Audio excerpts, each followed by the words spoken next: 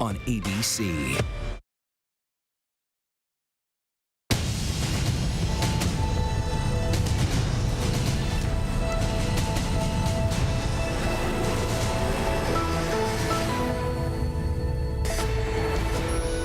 Escaping the flames, thousands evacuated in California as dozens of fires burn across the state tonight. An emergency declared. Firepower on night 3 of the Democratic National Convention. Vice presidential nominee Kamala Harris taking center virtual stage. Former President Obama and Hillary Clinton both expected to speak tonight as President Trump goes on the attack. What to expect? Teachers pushing back.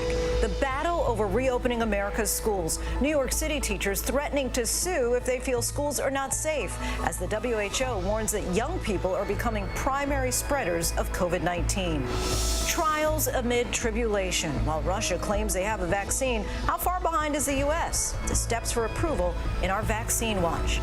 Newly released audio of one of the former officers charged in the killing of George Floyd, claiming he wanted to roll Floyd onto his side, while he says Derek Chauvin told them to keep holding him down. Drowning in debt, we're taking a deep dive into the student loan crisis. Younger generations unable to get ahead, while some are rethinking higher education altogether. And flower power, how all you brown thumbs out there can grow some life and color in your spaces.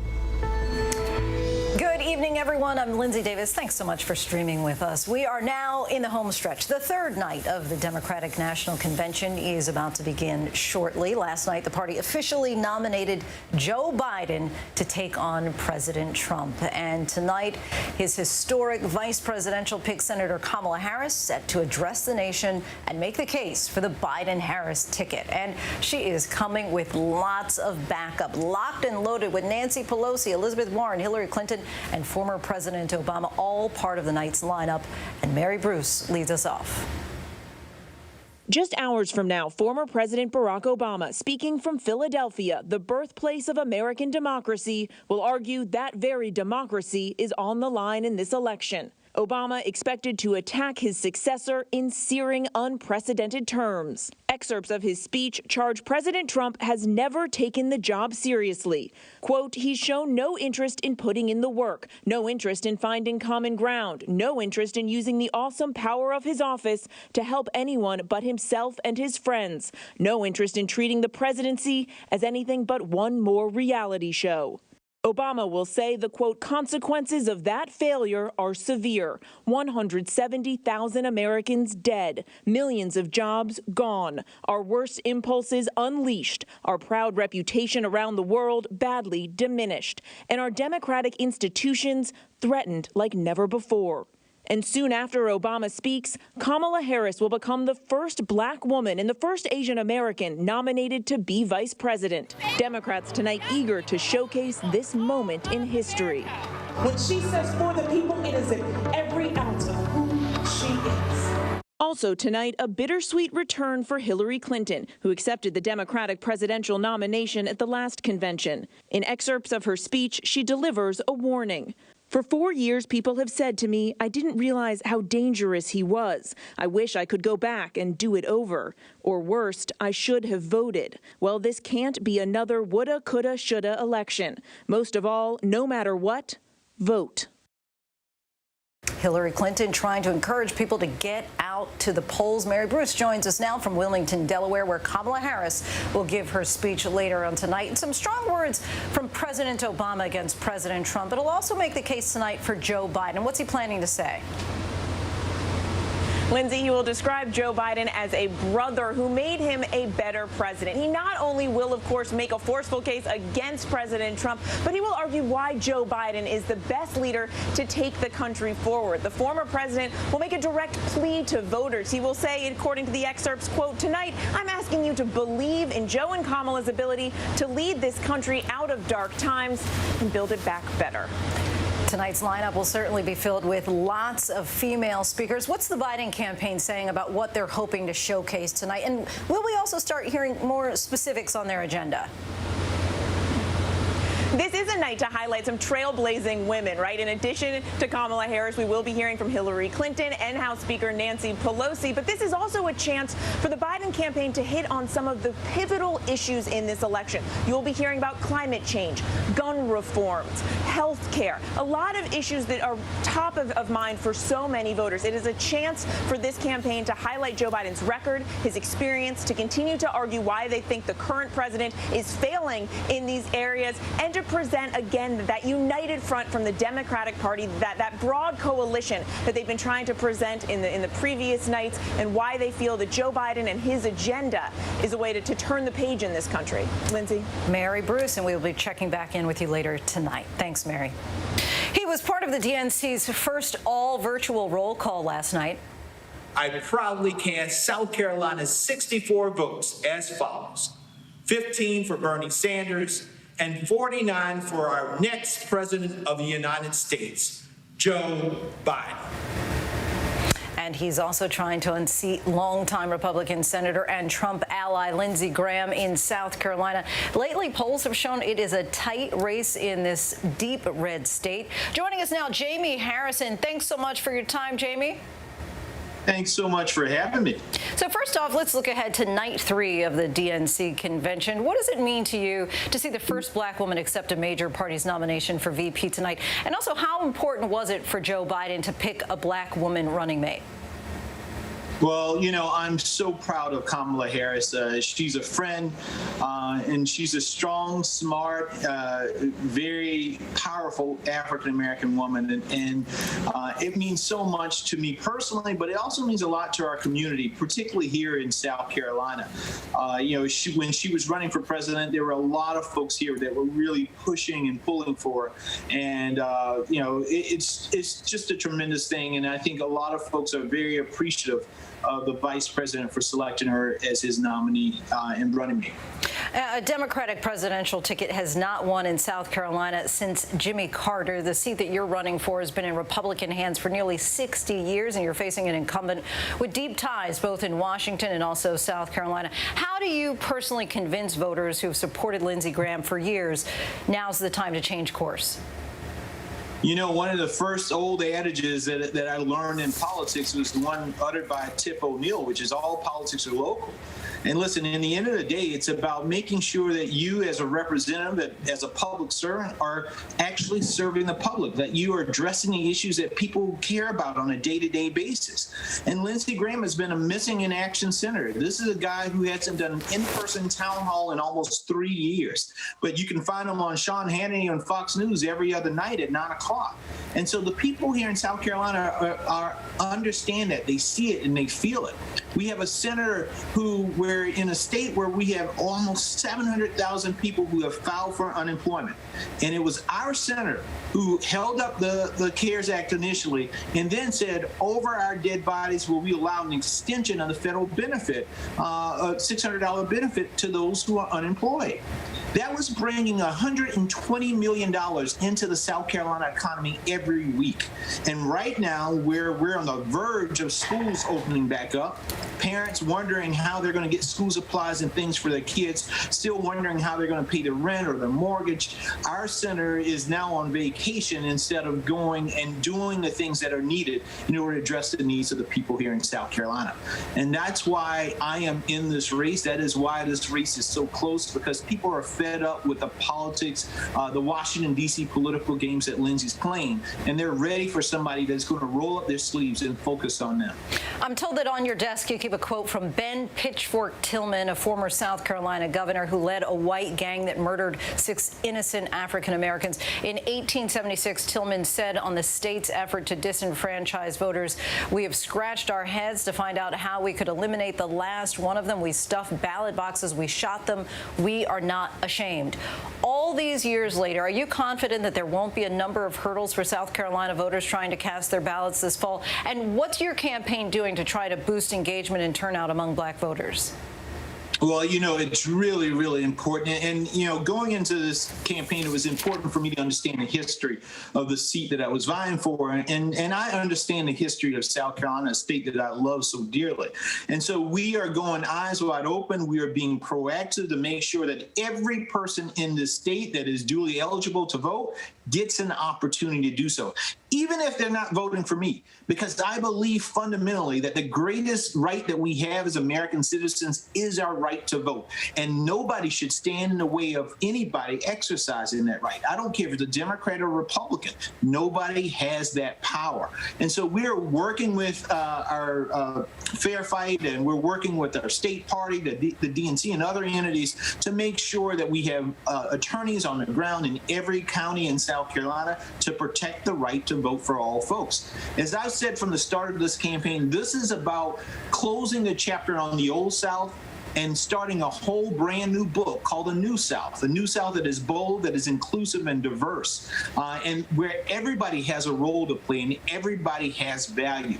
Last month, you penned an op-ed on BET.com with 2 other black Senate candidates, and in it you said representation matters, and for its entire history, the U.S. Senate has failed to represent the racial diversity of our nation. Out of the roughly 2,000 men and women who've served in the Senate, only 10 have been black. Considering this country's racial reckoning, are you of the belief that that'll change soon? I do, because we're going to win this race. And won't it be ironic that South Carolina, the first state that actually succeeded from the Union in the Civil War, and in a seat that was occupied by John C. Calhoun, a seat occupied by Ben Tillman, and a seat occupied by Strom Thurmond, you're going to get an African-American senator, and South Carolina will become the very first state with 2 African-American senators serving at the very same time, 1 Democrat and 1 Republican. You've described South Carolina Representative Jim Clyburn as your political father, and many would say that Clyburn's endorsement single-handedly saved Joe Biden's campaign back in February. What's the most important piece of advice that he's given you, and how will you prepare? How will you use that to prepare to serve if you get elected? Well, Congressman Clyburn and Dr. Emily Clyburn, his late wife, and I was so honored to mention her last night when I gave the presentation, because they've been tremendous forces in my life. One of the things he told me when I was a staffer in his office, he said, Jamie, on the Hill, in Capitol Hill, there are members of Congress that are show horses and they're workhorses. He said, you always want to be a workhorse. And that's my aim. I'm going to roll up my sleeves and I'm going to go to Washington, D.C. and work my behind off for the people of South Carolina, because they deserve it. They need somebody that's going to focus and fight for them. Jamie Harrison, we appreciate you coming on the show. Thank you for your time. Thank you so much for having me.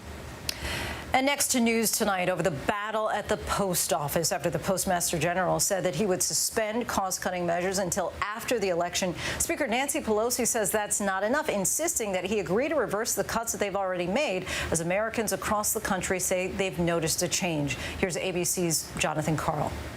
ABC News has obtained photographs of what appear to be dismantled sorting machines at a postal facility in Portland.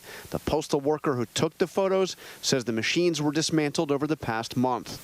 Across the country, similar images at a postal facility in Gaithersburg, Maryland, from ABC affiliate WJLA. The Postmaster General has agreed to pause cost-cutting measures Democrats call an attempt to sabotage the upcoming election by slowing down the delivery of mail-in ballots. I don't frankly trust the Postmaster General and what he said. House Speaker Nancy Pelosi says the pause is not enough and, quote, does not reverse the damage already wreaked. She says she spoke with the Postmaster General and Trump mega donor Louis DeJoy, and he frankly admitted that he had no intention of replacing the sorting machines, blue boxes, and other mail infrastructure that have been removed. Coast to coast, there have been reports of delays in the mail. From a postal worker union representative in San Francisco. I'm hearing from our members that mail are being left unworked, sitting on the workroom floors. To Laura Goldberg in Miami, who says she's seen a clear change at her mailbox. I put mail out into my mailbox Tuesday night, and I put my flag up, expecting that my bills would be picked up Wednesday. And I came out Wednesday afternoon, and my mail still hadn't been picked up. President Trump insists he isn't doing anything to slow down the mail and has even released video of himself filling out his own absentee ballot. You have to make sure everything's... President Trump has long said that he relies on mail-in voting, along with many members of his family, members of his cabinet. Jonathan Karl joins us now. Congress is also still stalled on more funding for the post office as part of those stimulus negotiations. What's the latest there? Well, Nancy Pelosi has brought back the House. They plan a vote on Saturday on a bill that would provide $25 billion in additional funding to the post office, and also would instruct the Postal Service to undo the changes that were put in place, those cost-cutting changes that were put in place by the Postmaster General. And what's the other news that the president made during his afternoon press conference? Oh, wow, this is something else. He was asked about QAnon, you know, that far-right conspiracy theory that alleges essentially that President Trump's enemies, his opponents, include this cabal of Satan-worshiping pedophiles and cannibals, including top officials in the United States government and in governments around the world.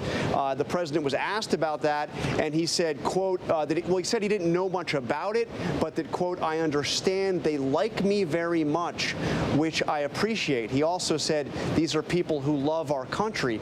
Now, Lindsay, another fact about QAnon is that the FBI not long ago put out a bulletin warning that this group poses a potential domestic terror threat.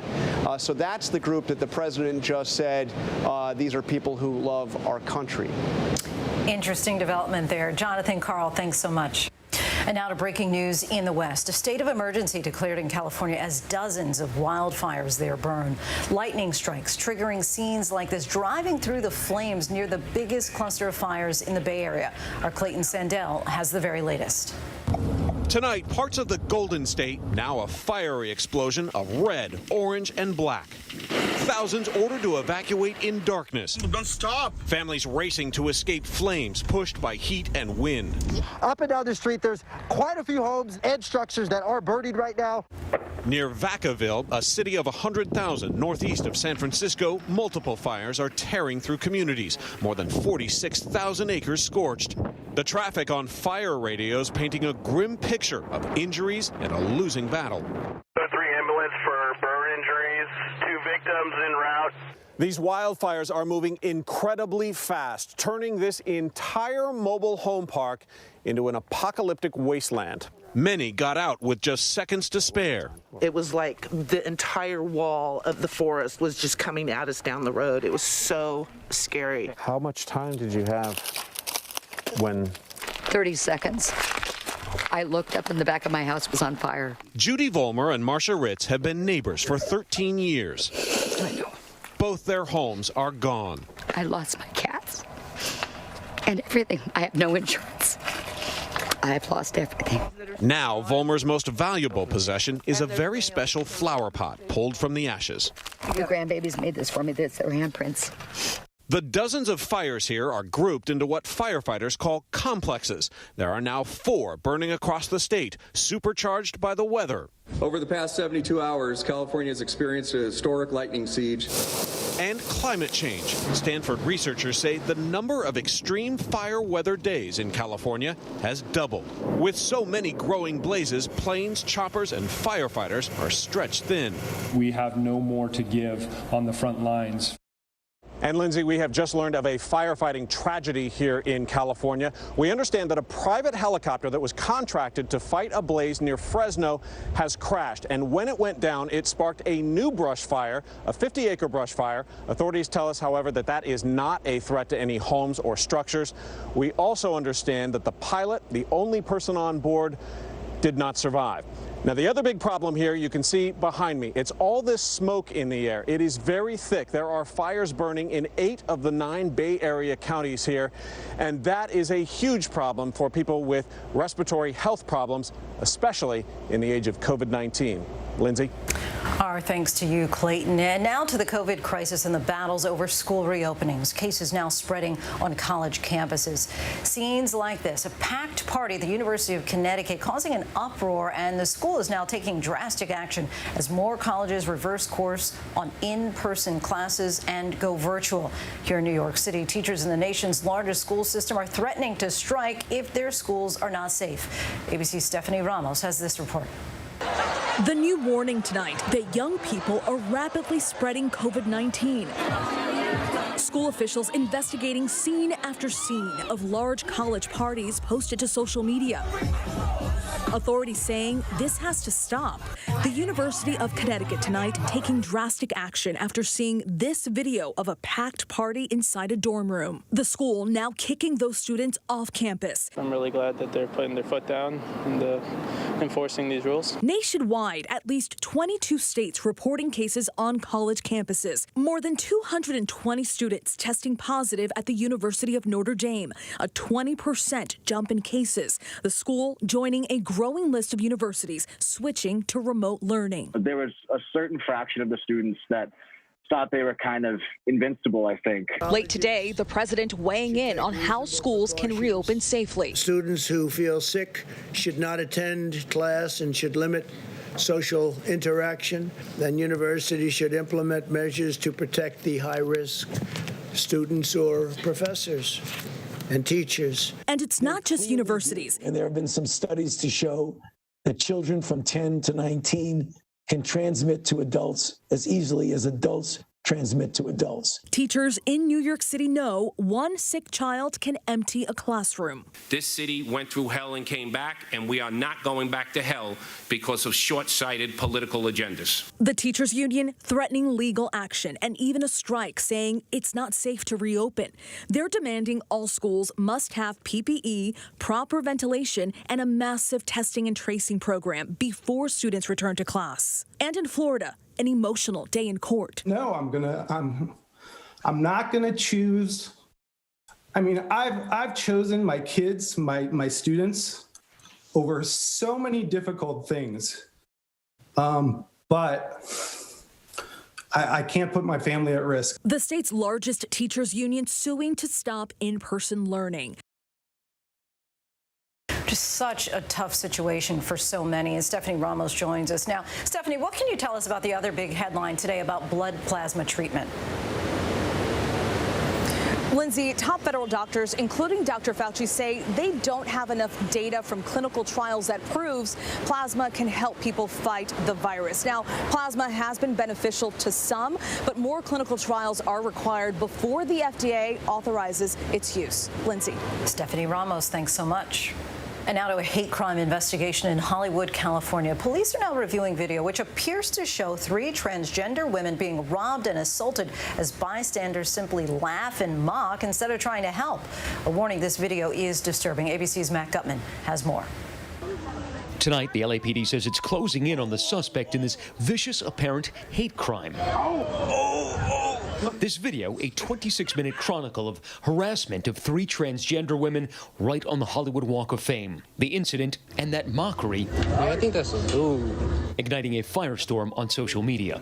Eden Estrada, Jaslene Bissonette, and Jocelyn Allen say the man had been hassling them earlier. Then he stole Estrada's phone. Initially, we all chased after him to retrieve my phone, but bystanders around us started to make fun of us and surrounded us and started throwing rocks, lighters, started calling us men. Police say the suspect, armed with a metal bar, robbed Allen and later struck Bissonette in the head with a bottle. Damn! According to the most recent FBI data released, hate crimes directed at transgender individuals increased 42% in 1 year.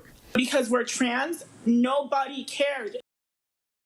For more now, let's bring in Matt Gutman. Matt, where does the investigation stand, and are hate crime charges being considered? They are. The LAPD is saying that it's going to investigate it as a robbery, but also as a hate crime. And with the help of a tremendous amount of social media sleuthing on Twitter, Instagram, TikTok, they believe that they've identified the suspect. Detectives say that they're narrowing in the focus on him. He's not yet in custody, but that could happen at some point in the near future, Lindsay. Matt Gutman, thanks so much for your reporting as always. And when we come back, the scene that no one ever wants to see outside their window. Look at that. And remember this moment when a billionaire wiped away the graduation class's debt? Tonight we follow up how that moment changed their lives while so many others are crushed with unmanageable student loan debt. Plus the audio revealing what one officer says he tried to do to George Floyd while he was handcuffed and how another officer now charged with murder responded.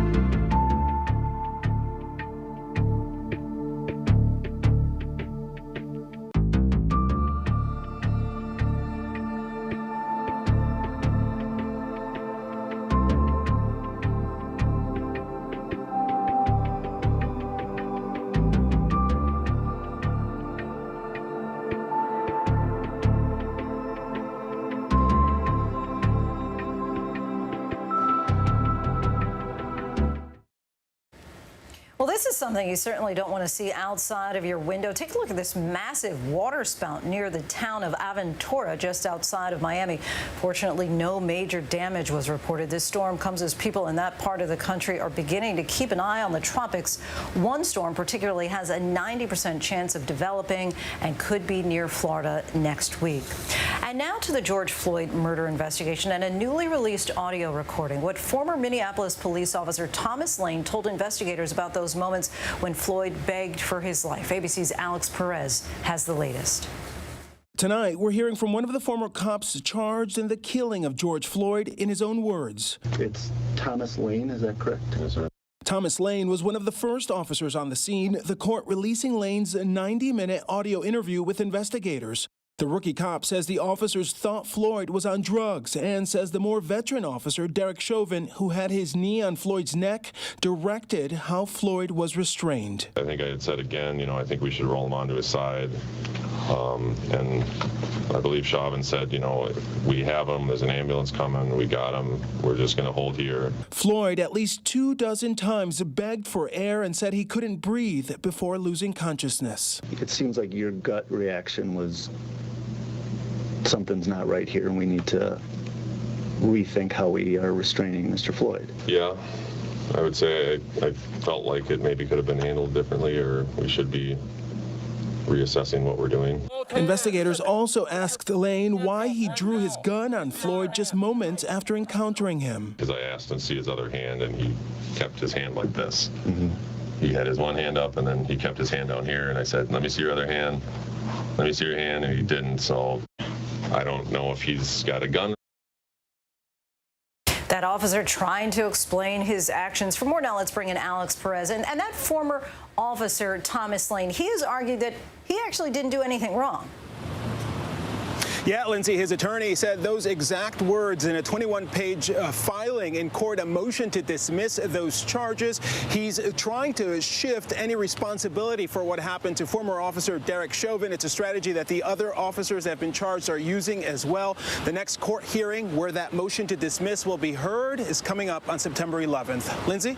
Alex Perez, thanks so much for your reporting. And we still have lots more to get to here on Prime. The body cam, which shows the NBA team president being shoved by a guard moments after his team won the NBA Finals. The guard originally claimed he was punched, what the NBA executive is saying tonight. And with news of Russia creating the very first COVID vaccine, what would it take for the trials here in the United States to make it over the finish line? And between college students deferring, schools opening, then shutting back down, all of this is creating economic chaos in higher education. We'll take a look by the numbers. But first, our post of the day. The teachers trying to have some fun despite the surreal school year. I'm number one in your top 10. Miss Williams, been popping. 2020 new school year dropping. No COVID-19, ain't worried about a thing when economy ain't no stopping. I can teach your class with swag, this drip hard. Go ahead, take a picture on your iPhone. 2020 school year, yeah, virtual. And you know Miss Williams go viral. Talk to school, I'm a fool with the lesson. Come learn with me, I swear it's a blessing. Classes in session and we just progressing. Success is the topic and passes the message. Woo! My school is the best. There's no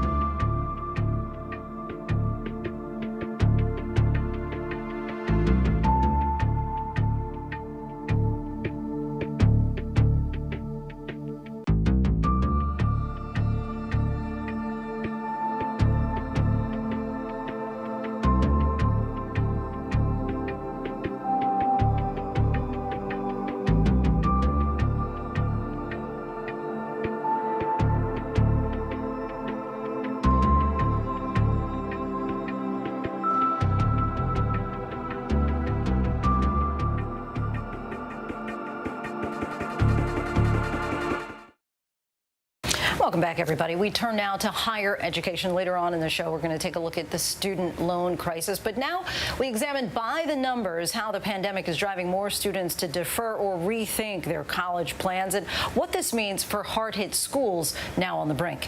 22% of college students are now planning not to enroll this fall, according to Axios. Incoming freshmen are even more likely to defer or change course. 40% who are hoping to begin a four-year residential college this fall say they'll likely delay or cancel those plans, according to Simpson Scarborough. Harvard University, which will be all virtual for undergrads this fall, announced that more than 20% of its would-be freshmen have now deferred. At this point, 33% of colleges are planning to reopen mostly or fully online. 23% plan to reopen in person. 15% will likely take a hybrid approach, and 24%, like all of us, they're still figuring it out. That's according to the College Crisis Initiative at Davidson College. Like their students, many schools are struggling. American colleges and universities are projected to lose more than $120 billion from lost revenues and added expenses related to the coronavirus. That's according to the American Council on Education, and some may not survive. Still ahead here on Prime, our comprehensive look at how student loan debt has altered so many lives.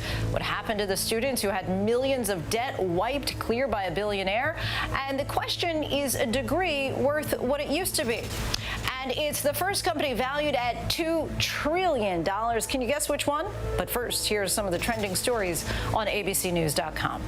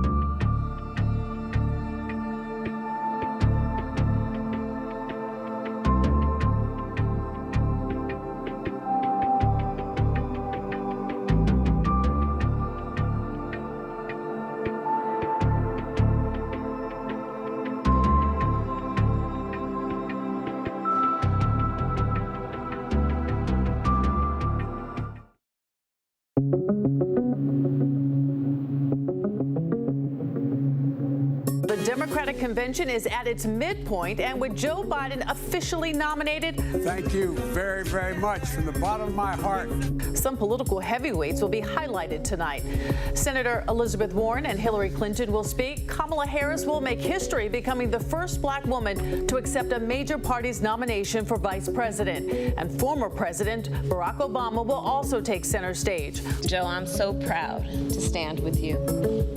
And I do so mindful of all the heroic and ambitious women before me.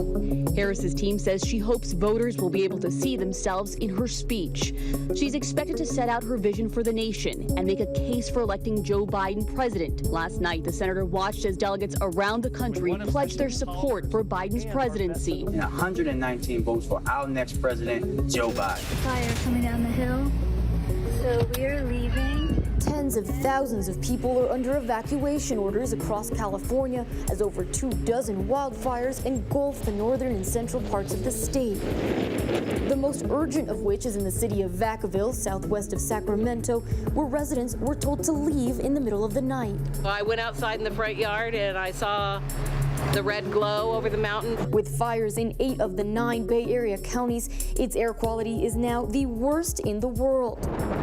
By Tuesday afternoon, California Governor Gavin Newsom declared a statewide emergency due to the extreme weather conditions. Newly released video of a confrontation between a security guard and an NBA team president. Security and body cam videos showing the guard shoving Toronto Raptors president Masai Ujiri moments after his team had won the NBA Finals against Golden State last year. Alan Strickland previously suing, claiming he was punched. Ujiri now counter-suing, saying the video clearly shows Strickland was the aggressor and his claims are, quote, baseless. It's a milestone for any company at any time, but Apple has managed to become the first American company to pull it off this year, even after shuttering retail stores and factories during the coronavirus outbreak. Apple has become the first American company to hit a valuation of more than $2 trillion, just 2 years after the iPhone maker reached the $1 trillion mark. Apple shares have gained nearly 60% this year. Uber and Lyft drivers are preparing for a shutdown of service in one of the nation's biggest rideshare markets. California's Attorney General has filed a lawsuit over the classification of Uber and Lyft drivers as independent contractors. She wants them moved into the employee category, making them eligible for unemployment benefits if they lose their jobs. That would cost the companies hundreds of millions of dollars. Both Lyft and Uber say that if their appeals of the reclassification are unsuccessful, they'll be forced to shut down in California as early as tomorrow. Welcome back. This month, Russia became the first nation to tout a COVID-19 vaccine, but many are skeptical as they haven't followed the rigorous trial process that most nations follow.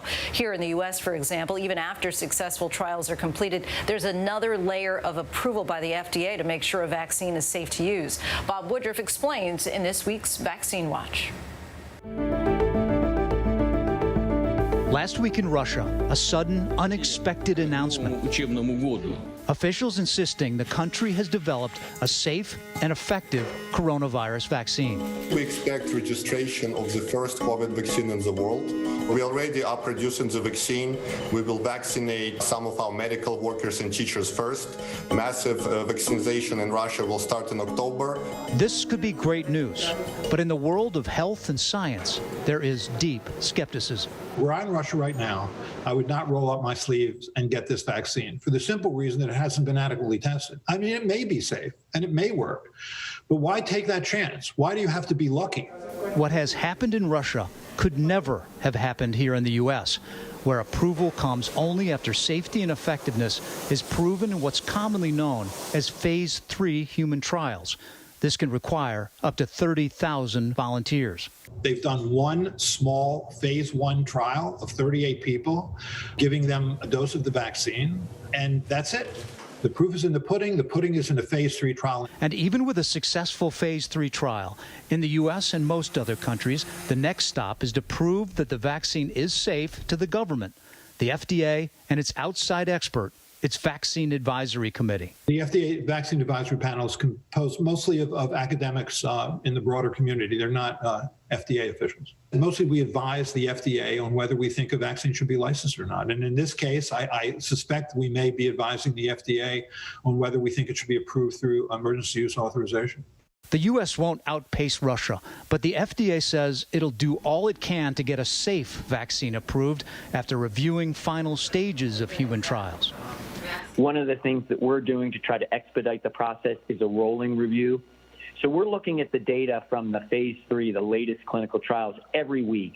Across the globe, 6 vaccine candidates are in phase 3, 2 taking place in the U.S., and companies are looking for volunteers. And we're looking at who's being enrolled.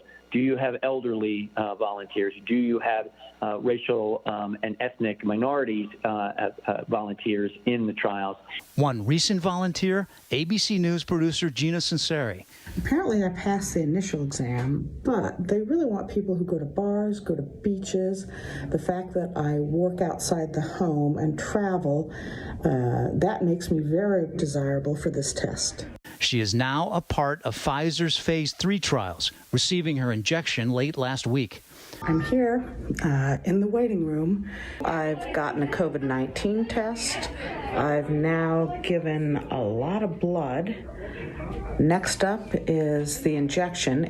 We don't know if Gina received the vaccine or simply a placebo, but we will be watching as Gina tracks her progress. This is Bob Woodruff, tracking the race for a vaccine. There are now growing calls for a student loan bill of rights or some set of nationwide protections for the millions buckling under crushing debt. The higher costs of higher education is creating a stranglehold on mobility for some, and many say it's only getting worse. So tonight we wanted to take a comprehensive look at the crisis. Our Trevor Ault begins his look with what happened with one group of students and the surprise gift from a billionaire that changed their lives. To celebrate. 396 graduating seniors at Morehouse College sat listening to commencement speaker and billionaire Robert Smith last May. We're going to put a little fuel in your bus. Many in the crowd didn't even know who Smith was, but he was about to change their lives. This is my class, 2019.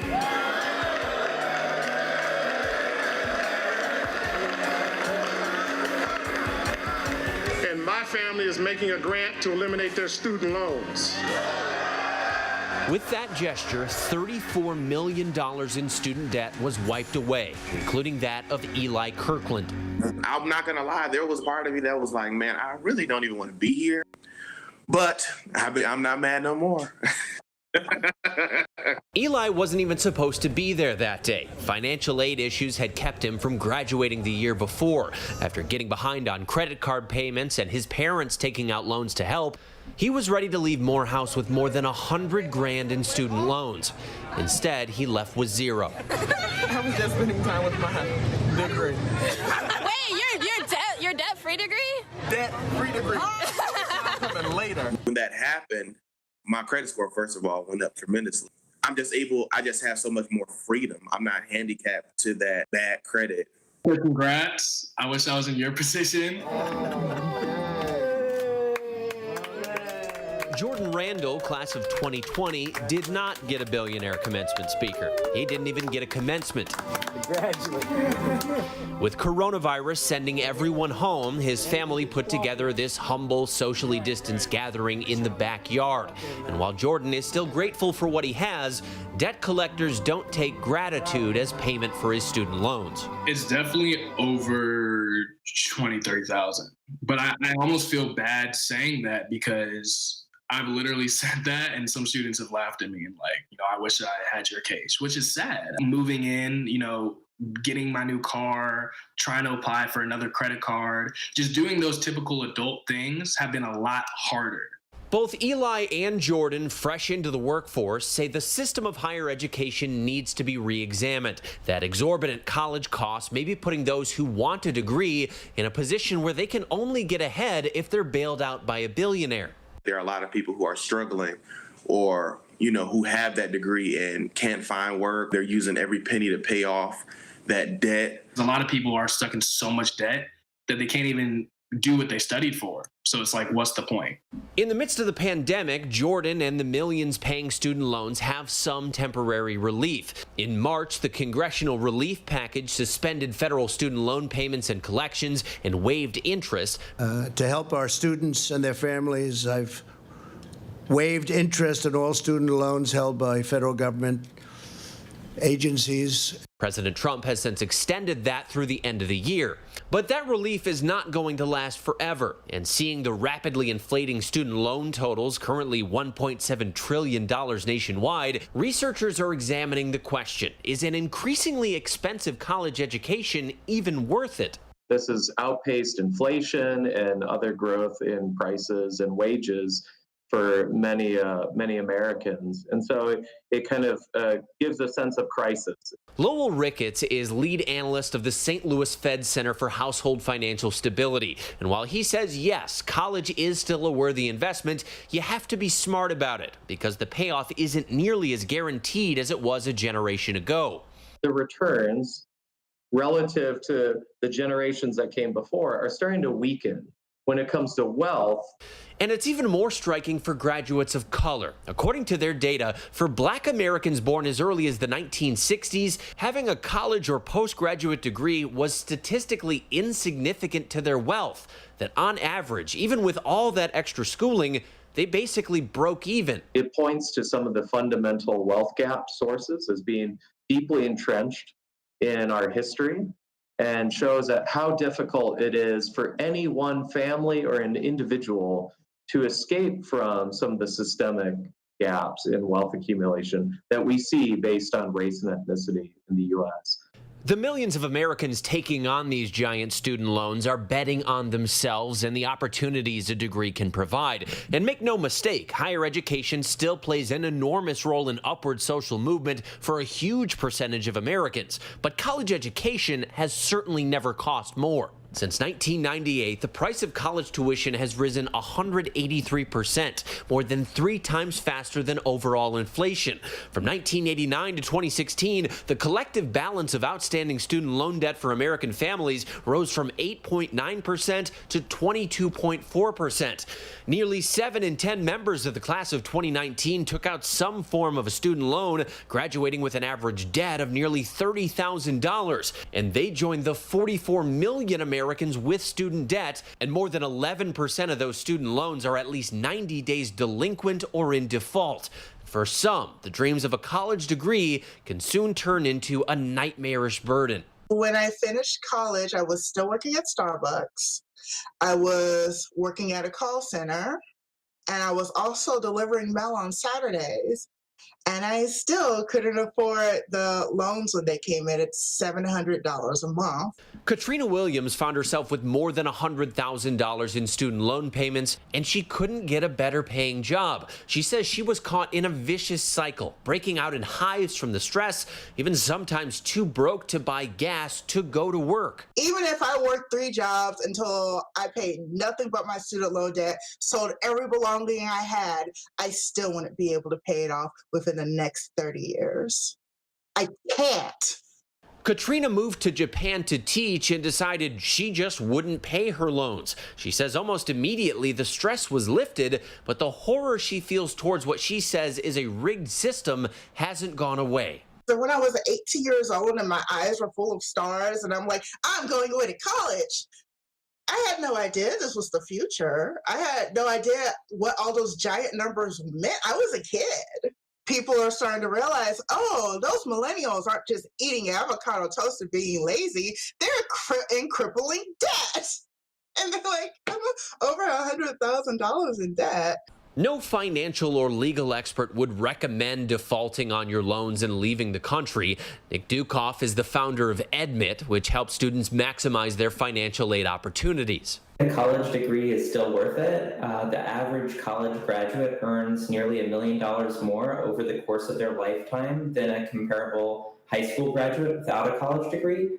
So generally speaking, it's worth it, but the devil is always in the details. For students looking to go to college, he says it's essential to know the financial implications ahead of time, just as you would for buying a house or a car. And if you're already in mounting debt, exhaust every available option, like income-driven repayment, to minimize the burden if you can. Make sure you understand what options are available with respect to addressing your student debt. I'd also say that they're not alone. There's a lot of, unfortunately, other students that have an awful lot of student debt, and there are communities online that they can find and meet others who have been chipping away at that debt. Of course, for the most recent graduates, that may not sound very promising. And even Jordan, who already has a job and is working toward paying off his debts, says it's time for a major overhaul. I think the issue with the student loan system is now it's basically combusted. There does need to be a change in our, academic system in general.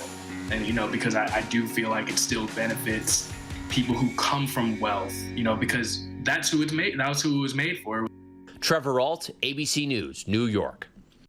And when we return, what we're tracking with the convention's less than an hour away. Stay with us. And the online influencer trying to brighten up our moods during these turbulent times.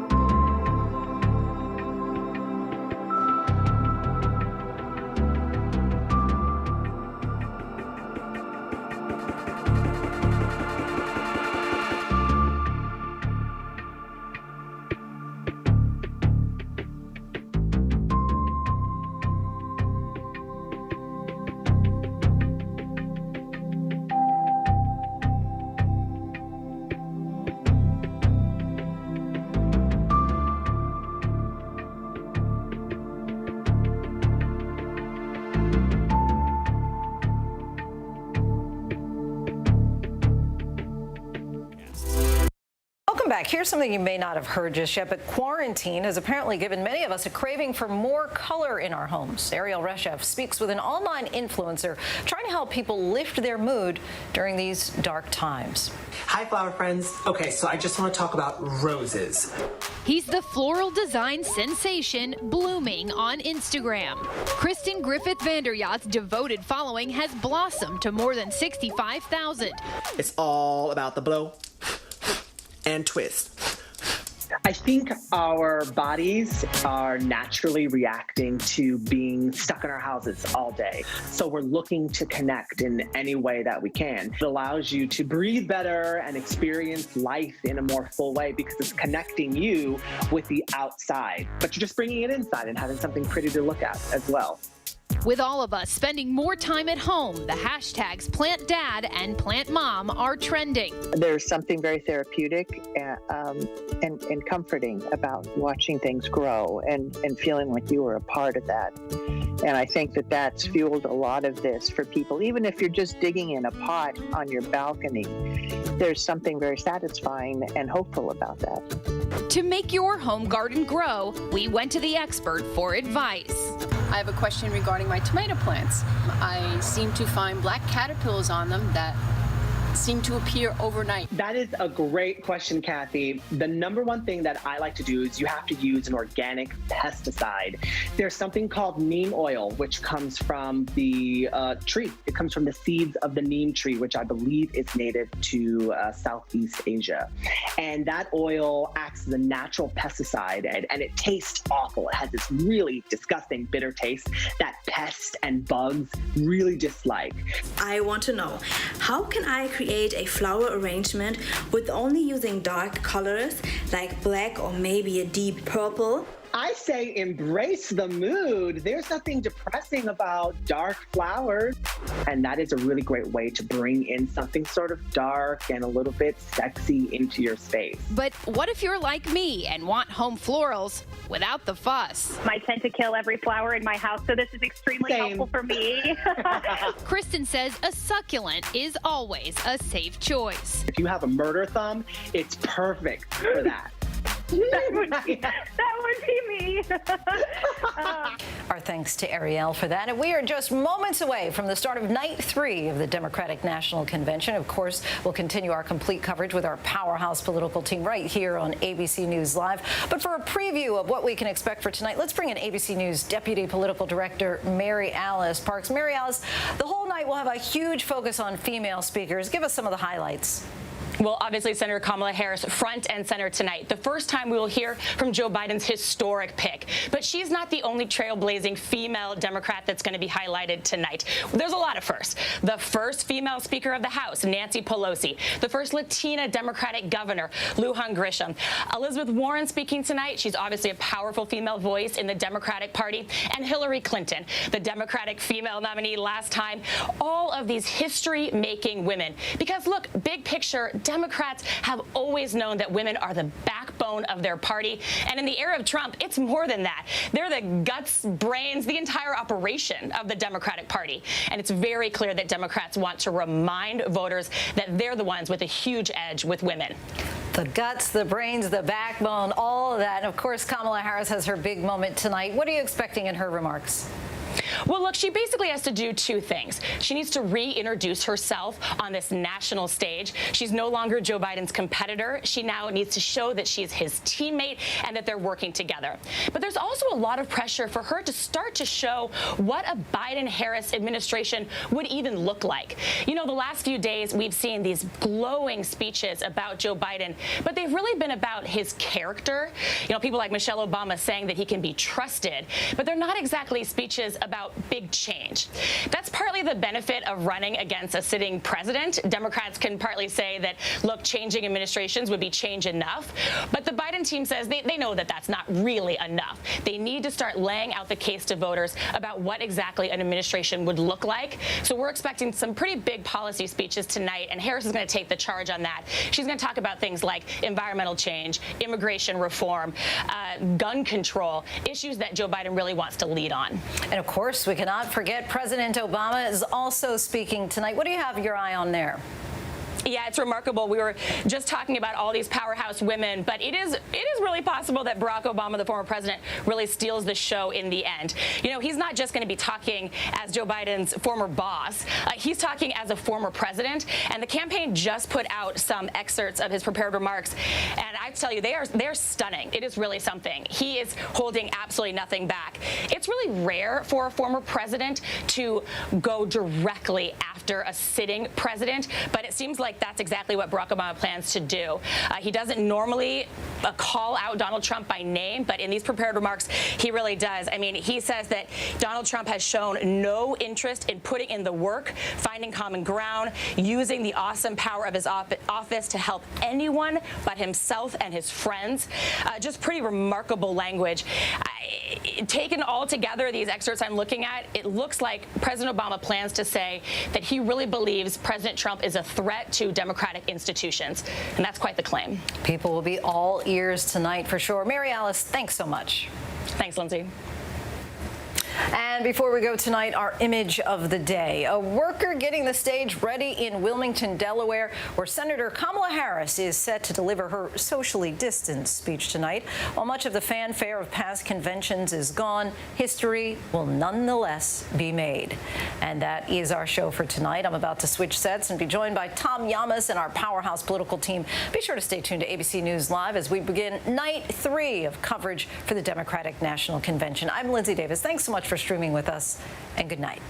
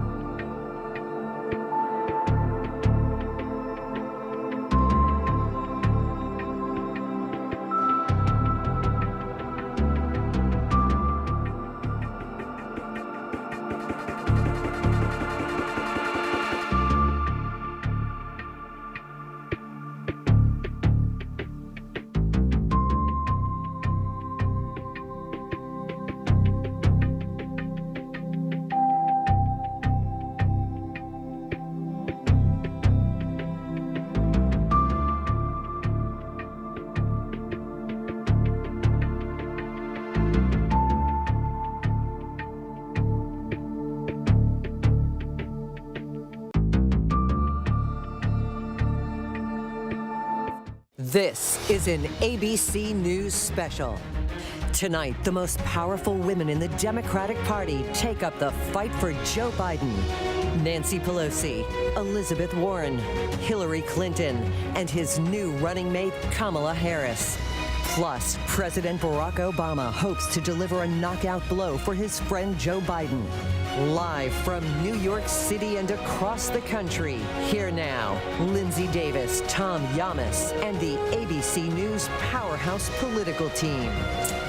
And good evening. Thank you for joining us on ABC News Live tonight. I am Tom Yamas, joined now with Lindsay Davis, and tonight is Senator Kamala Harris's big night, addressing in prime time for the first time the Democratic Party as the nominee for the Democrats as vice president. Senator Harris joins an elite group tonight as only the third woman to be nominated for vice president on a major party ticket, and of course the first woman of color. Tonight she's got one job: to make a strong pitch for Joe Biden as president. That's kind of a hard left turn from the jabs that she once threw during a Democratic debate earlier this year.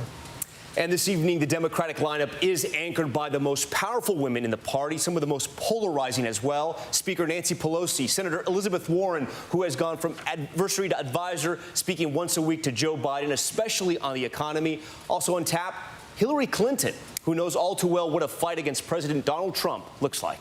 Former President Obama also front and center tonight. We've seen him come out swinging for Joe Biden and most recently taking jabs at President Trump's leadership at the memorial service for Representative John Lewis.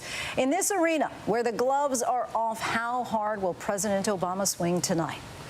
And our Powerhouse Roundtable is with us in New York, D.C., and across the country. We want to start tonight with Mary Bruce, who is in Wilmington, Delaware tonight. Mary, so great to have you here tonight. And Kamala Harris is on the biggest stage of her life right now, albeit a virtual one, and this is a high-stakes moment. What is she going to say tonight, and what do Democrats want to hear from her? Well, Tom, Kamala Harris is going to outline her vision for the future, her vision of this country, and explain why she feels that her story, the American story, a vision of a country where everyone belongs, is something that she says now feels like a distant past under President Trump. And she's going to outline why she feels that Joe Biden is the best leader to bring back that vision. She will tell her own personal story. She is, of course, the daughter of immigrants, a Jamaican father, an Indian mother. She has broken barriers at every single step throughout her career. And again, of course, tonight, we are about to see something this country has never seen before. A black woman, an Asian American, accepting the party's nomination to be vice president. And, you know, in speaking with voters over the last week or so, I have been struck by how many people have said that in hearing Joe Biden's pick for his vice president, his decision to pick Kamala Harris, that they felt that it was a sign of real progress, that in these divisive times that hope was something that was still possible, especially in talking to black women who say that they see this as a sign that Joe Biden hears them. Of course, black voters in many ways saved his struggling campaign or made this night possible. They feel that Joe Biden is including them in the future of the party going forward. And it will be quite a thing tonight to see her make history. It sends such a powerful message to women across this country, to women of color, especially to young girls. Truly historic. Thanks so much, Mary. And let's now bring in Terry Moran, who's in Philadelphia for us tonight. And Terry, Michelle Obama certainly electrified Democrats on Monday. Now President Obama slated to speak tonight. He's become increasingly outspoken against the man who followed him into the Oval. What are you expecting tonight?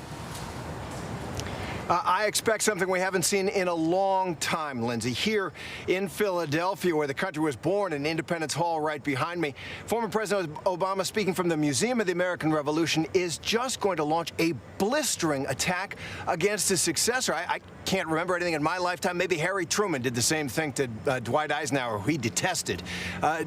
What Barack Obama is out to do tonight is flay the political skin off of Donald Trump. Trump has trashed Obama and his performance in office again and again. It sounds like it's payback time tonight. The president is going to say that Donald Trump sees the Oval Office only as a reality show that he can use to get the attention he craves. And he's going to say also Donald Trump hasn't grown into the job because he can't. Now, all of these insults and criticism of the current president by the former president aren't just this personal battle. What Barack Obama is trying to do with these excerpts and the speech as a whole, we're told, is try to raise the stakes, if you can imagine it, for the American people. He's trying to say that democracy itself, the legacy of the country's democracy that began here in Philadelphia, is on the ballot because of Donald Trump's performance in office and his attitude, his authoritarian attitude in the eyes of Barack Obama towards power. So we are going to see a knockdown, drag him out, haymaking throwing speech from the former president to the current president. Should be wild. All right, Terry, stand by, and more on President Obama's speech. I want to bring in Rachel Scott now. She's at the White House. We know President Trump has hit some swing states. He's trying to sway voters and steal some of those headlines during this Democratic National Convention. But they have released excerpts from former President Obama's speech, and we know now President Trump has weighed in on these excerpts. Yes, Tom, he definitely has, and he is railing against President Obama, calling him ineffective, saying that he would not have the job that he has now in the Oval Office if President Obama did his job first. The president was asked directly about some of those prepared remarks, and it is clear that the president is tuning into what is happening on the other side of the aisle here at the Democratic National Convention. Pinned on his Twitter feed right now is a message to Obama saying, "See you on the field of battle," Tom. And Rachel, I also want to address another headline coming out of the White House tonight. The president, during his briefing today, addressed supporters of the QAnon conspiracy theory. If you could explain to our viewers first, what exactly QAnon is and what the president said tonight. Yeah, Tom, this was quite the moment in the White House press briefing room. The president was asked about the QAnon conspiracy theory, which at the crux of this, people believe that the president's opponents are part of some secret society of pedophiles, Satan-worshiping people who believe that at the highest levels of government, there are those that are out to get the president. The president was asked to respond to this. He said he knows nothing about the movement, hasn't known anything really about it, except for the fact that some of its believers support him, which he appreciates. He then went on to say that some of the believers of this conspiracy theory love our country. Tonight, the Biden campaign is firing back, Tom, saying that the president is legitimizing a conspiracy theory that the FBI has labeled a potential domestic terrorist threat. Tom? Rachel Scott, I'll take that back. Thanks so much. And we are joined now by Governor Gretchen Whitmer of Michigan, or as she joked on Monday night, that woman from Michigan, as President Trump called her. Thanks so much for joining us, Governor. Glad to be with you. So tonight we'll see a mostly female speaking lineup ahead of Kamala Harris officially accepting the VP nomination. Just reflect on this moment for a moment as far as what you hope to hear tonight. Oh, I got to tell you, I am so excited. I think that tonight is going to have a phenomenal impact. This is a historic moment. to hear from Kamala Harris. I am so excited. I'm going to be watching it with my daughters. This is, we remember 4 years ago we went to Philadelphia and watched Michelle Obama speak and Hillary Clinton accept the nomination. This feels like a moment where we will look back and think this changed the election. This ensured that Joe Biden and Kamala Harris won and put not just Michigan, but the whole country on the path to recovering from COVID-19, pulling back our economy stronger than ever. I'm really very excited about this, all this. Governor, there is a lot of pressure on you tonight and other Democratic leaders in your state. Michigan turned blue in 1992. It stayed in the Democratic win column for 24 years, and that all changed 4 years ago in 2016. Yes, it was a razor-thin margin, but President Trump won your state. What are you doing right now, and what can you tell Democrats tonight that you and other leaders are working overtime to make sure you can deliver Michigan for the Democrats? Well, there's no question that the road to the White House goes to the great state of Michigan. And in 2016, Trump won Michigan by 11,000 votes. When I won, just 2 years later, I won by over 400,000 votes. All that being said, you cannot make any assumptions, and I think these that say the double, I don't buy it for a second. We've got to work. We've got to work all the way through the last vote being cast, and we can take nothing for granted. Just today, we saw that at the post offices across Michigan, we saw a lot of very concerning pictures and reports coming out of them that, despite the state of the White House, they are, it does appear, still tinkering with the U.S. Postal Service to undermine this election. That's why we've got to take this seriously.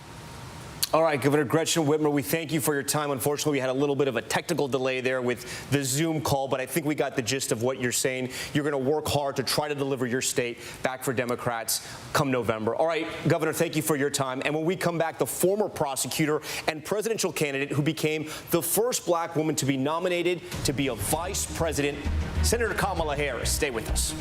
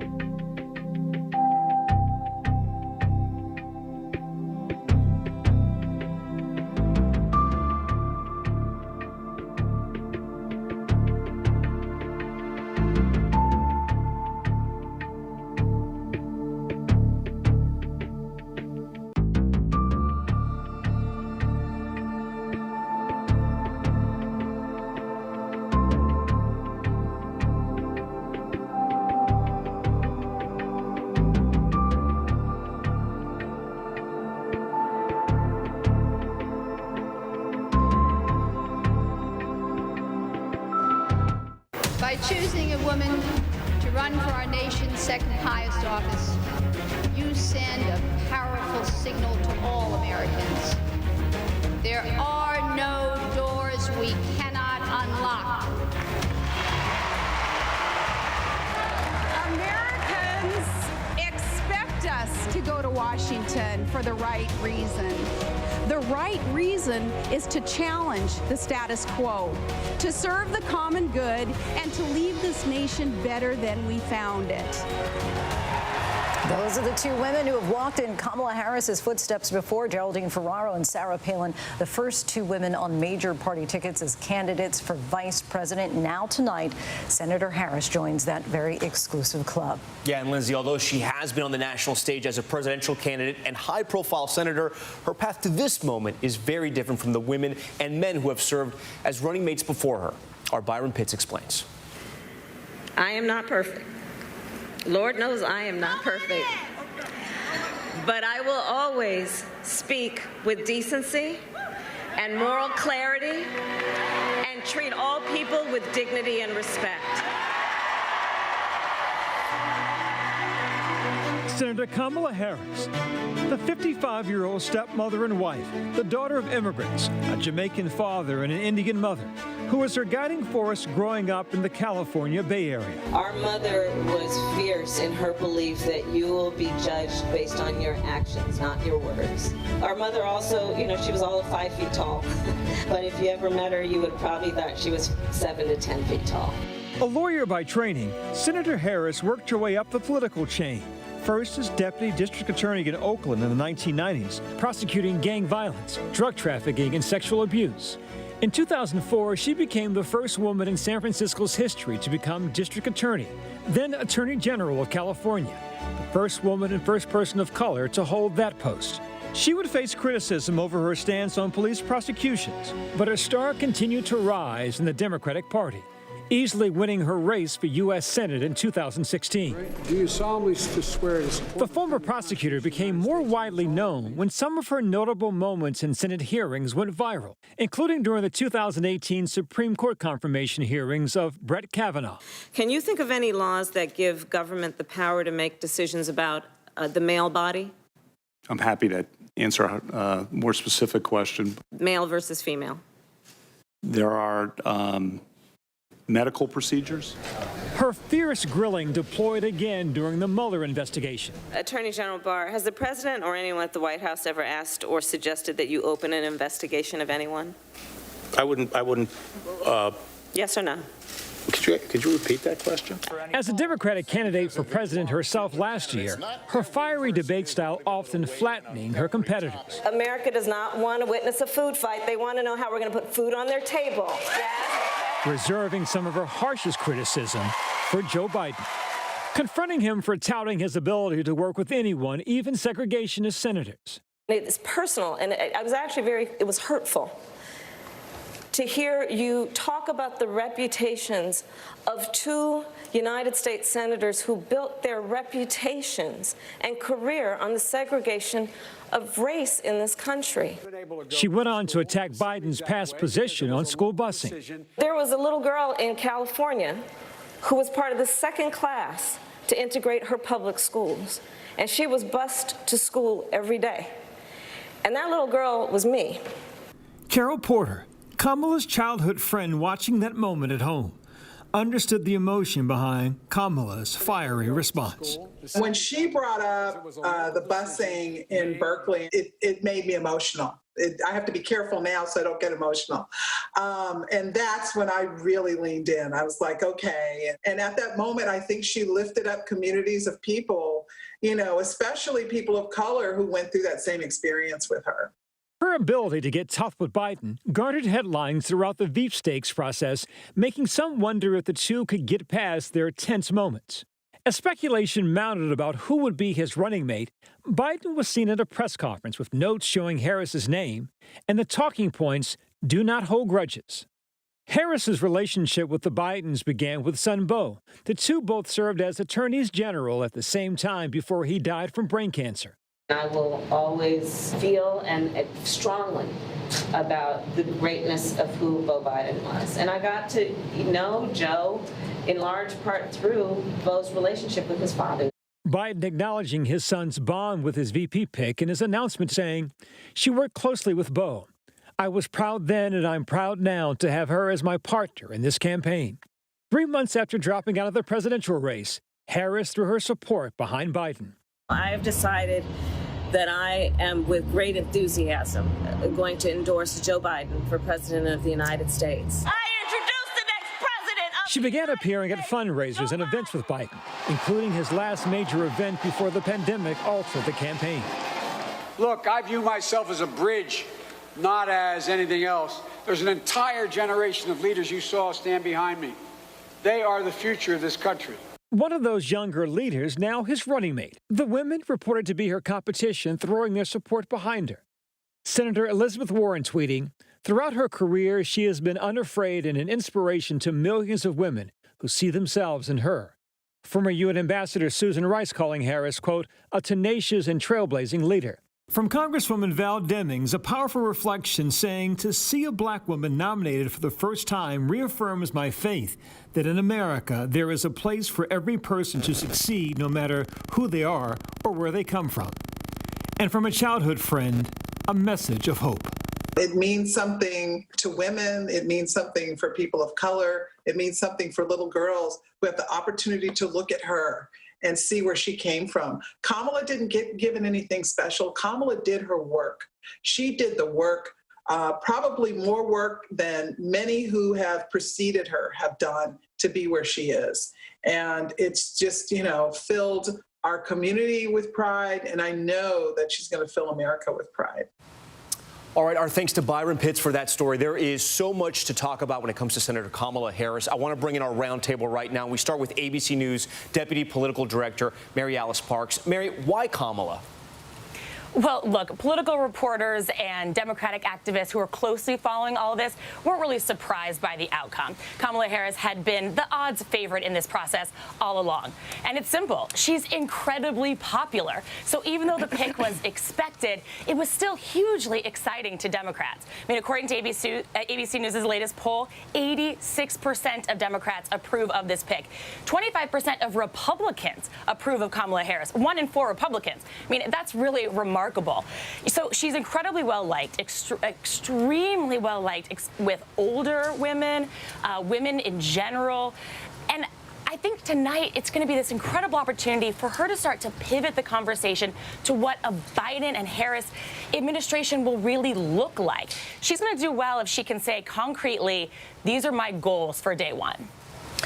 Yvette Simpson, CEO for Democracy for America. I want to bring you into this. Okay, so the last debate, Biden guarantees America, I'm going to choose a woman as my running mate. Shortly after that, you had black women, you had black men, hundreds of them, putting a lot of pressure on Biden in op-eds in various forms, saying, you owe us, pick a black woman, essentially, or else. Was that the right move? Yeah, I was one of those women. As I actually signed on the original letter with a bunch of other black women leaders who said, this is the moment we must do this. You cannot continue to disregard the black women who have been the backbone of this party, and we know where our country is right now. And so, yes, I think he made the right choice, choosing her particularly. So I think the big question is, what is she going to carry for the ticket?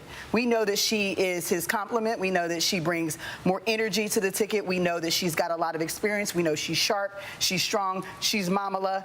We know he's going to use her a lot out there, particularly with suburban women and other black women to energize. Will she tonight talk about the vision for the future, which is what progressives are going to be looking for? Okay, are you going to talk specifics about what you're going to bring and what you're going to do? And I think she can carry that. Yvette, it's a love fest now, but it wasn't always a love fest. And I want to bring in Zareen Shah because Zareen covered Kamala Harris's presidential campaign for us here at ABC News. And this is really interesting. Democrats may be excited by Senator Harris now, but months ago, they were not. She had serious trouble running the campaign. She had some rough debates, including a very tough question from our own Lindsey Davis, which she didn't really handle too well. And she didn't even make it to Iowa. So the question is, was she essentially campaigning for this job from the get-go? Hi, Tom. I can tell you that she was definitely not campaigning for this job from the get-go. She was serious about running for president of the United States. It did not work out for her, though. But there were moments in her campaign. One of the reasons why is this idea of, quote, Kamala being a cop really haunted her. You remember back when she was district attorney, she threatened to put parents behind bars if their kids were truant. In her book, Smart on Crime, she called for more police. She talked about raising cash bail for gun charges. And when she was running for Attorney General of California, when a reporter asked her about legalizing marijuana, she laughed in his face. And there was a whole list of other issues. She's evolved on all of them. And in a recent ABC poll, when people were asked about her past as a prosecutor, 32% of Americans said they actually viewed her more favorably when they thought about her past versus 16% who viewed her less favorably. And when you isolate just Democrats, it's even more in her favor. It's 52 versus 6. One of her toughest critics during the campaign even came out recently and said that she thinks that Kamala Harris has evolved. And look, she still faces tough questions. People still wonder what she means when she talks about reimagining the police. But overall, the big takeaway is that she's evolved on many of those kind of critical issues. And the Democratic Party has really come around the ticket at this point. Tom?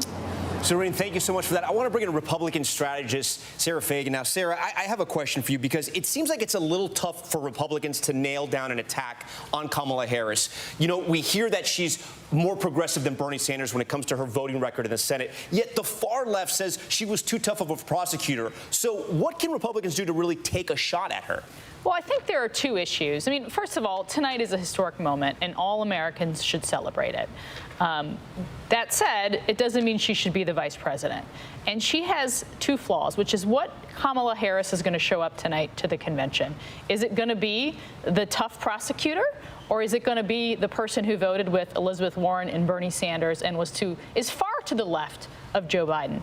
Joe Biden, unlike previous presidential nominees, all who have picked a VP more conservative than themselves in modern history, he picked somebody more liberal.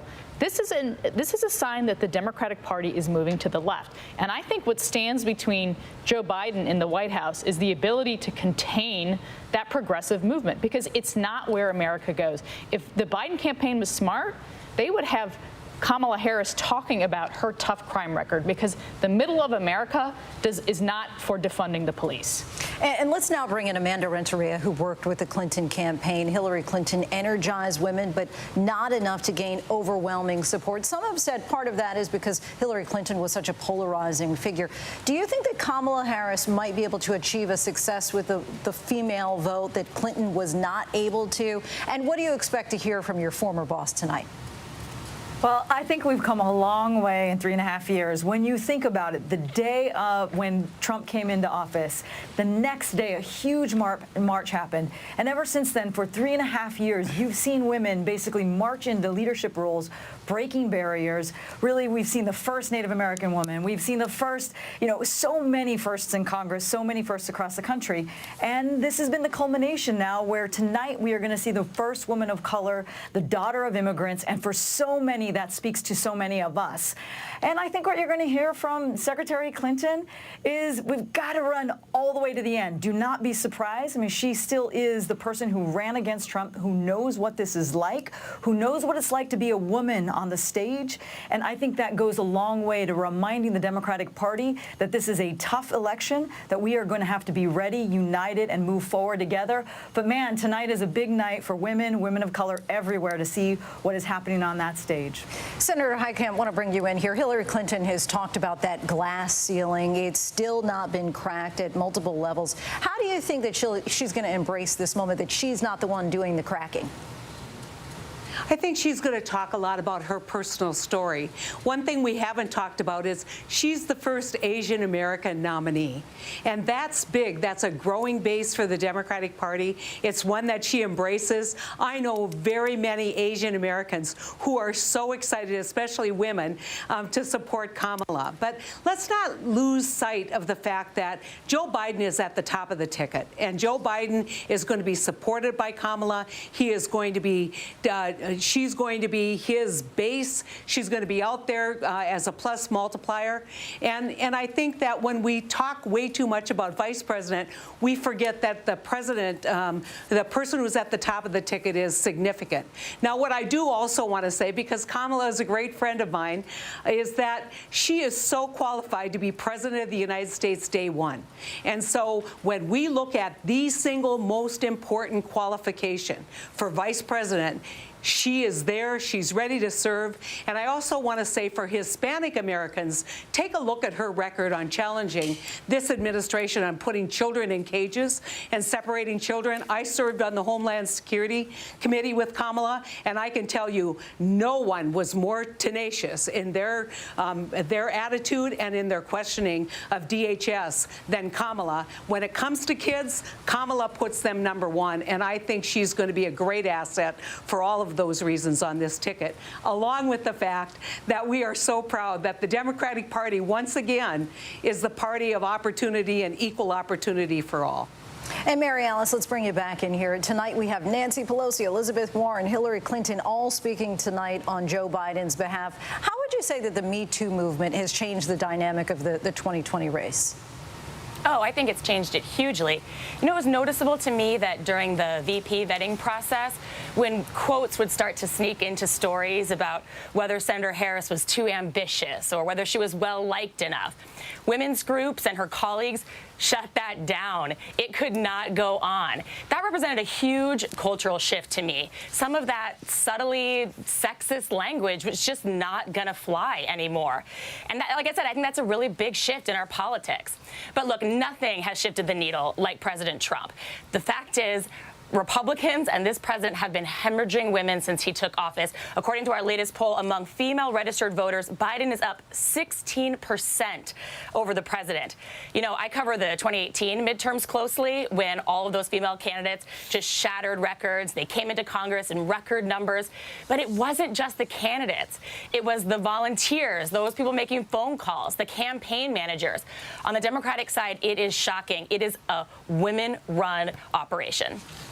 And speaking of that, Sarah, you know, earlier in the week, there were some Democrats on the far left who were a little concerned about the Republicans speaking. There's been a lot of talk about not enough Hispanics speaking at this convention in primetime slots. Tonight, we'll hear from Speaker Pelosi and Senator Elizabeth Warren. We talk about a big tent for the Democrats, and is this a smart play by the Democrats, or do you think this opens them up to the attacks we've heard from President Trump about this being far left and the left-wing radicals are going to take over the party?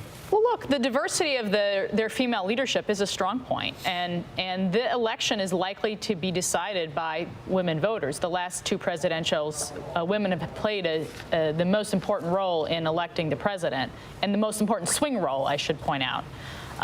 You know, having said that, we've seen a lot of great moments in this convention, feel-good moments, happy, love, joy. A lot of that has come through. We've seen very little policy, almost none. The only two people who spoke in depth on policy in the last two nights were Bernie Sanders and Congresswoman Ocasio-Cortez, the progressives. The DNC, the moderates running the Democratic Party, they don't want the progressive voice in this convention. They are on the path to victory right now. They are up 6 to 8 points. Doesn't mean they're going to win. But today, certainly, they have a lead, and they're trying to hold that lead, and they don't want that voice coming forward. Yvette, I know it's the love fest. Do you think that's true? I mean, you represent the progressive wing of the party. You know, I would say we are very frustrated by the fact that progressives are the only ones talking about issues, in part because we know that most Americans are really, really concerned right now in the midst of a pandemic about what we're going to do about health care. We need to make sure that we have, you know, making sure we have UBI for folks who are not working. We need to make sure we've got support for small businesses. Why is the Democratic Party, the party of the people, not using their convention to talk about how we're going to serve all people. And I don't think it's a partisan issue, because we know the Republicans, independents, and Democrats have all been impacted by this pandemic. And so I think, we'll talk about it more, I think it's a mistake that the only people talking about policy are progressives, but I think that's what we are. I think it's fear. I think part of it, too, is we know that the Democratic establishment is worried about ruffling the feathers of independents and Republicans because they think they're going to lose that base. I think that's not true. I think this pandemic has been an equalizer and has hurt people so equally that I think we would engender, particularly people on the margins who are Republicans and independents who are getting impacted by this. You got to make sure those voters are fired up so they show up. I think that's right. And guess what?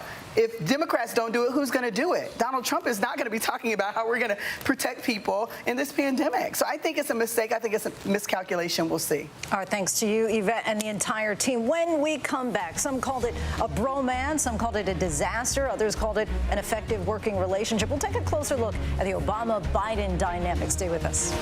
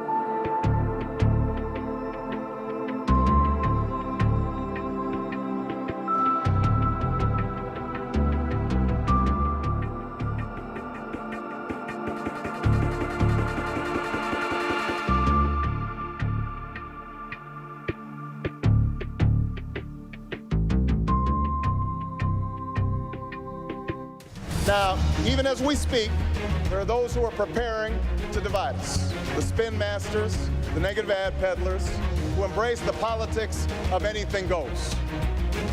Well, I say to them tonight, there is not a liberal America and a conservative America. There is the United States of America.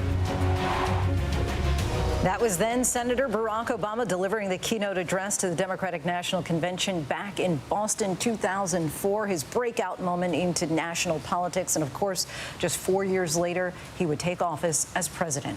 Yeah, his right-hand man in the White House and someone who knew Washington, D.C. inside and out, Joe Biden. Now the dynamic between two of them is shifting. President Barack Obama out there fighting for his friend, Joe. David Wright explains.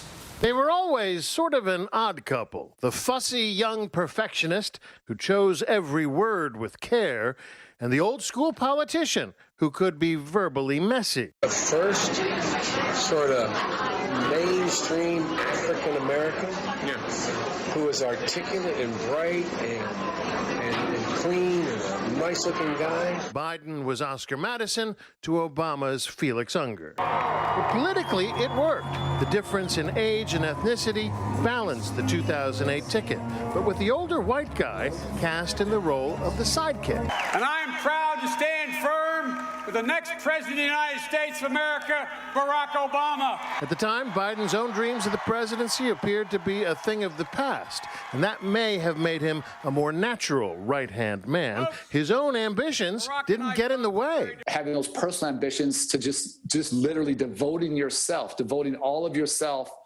to making that president the most successful possible. You know, not everybody can do that.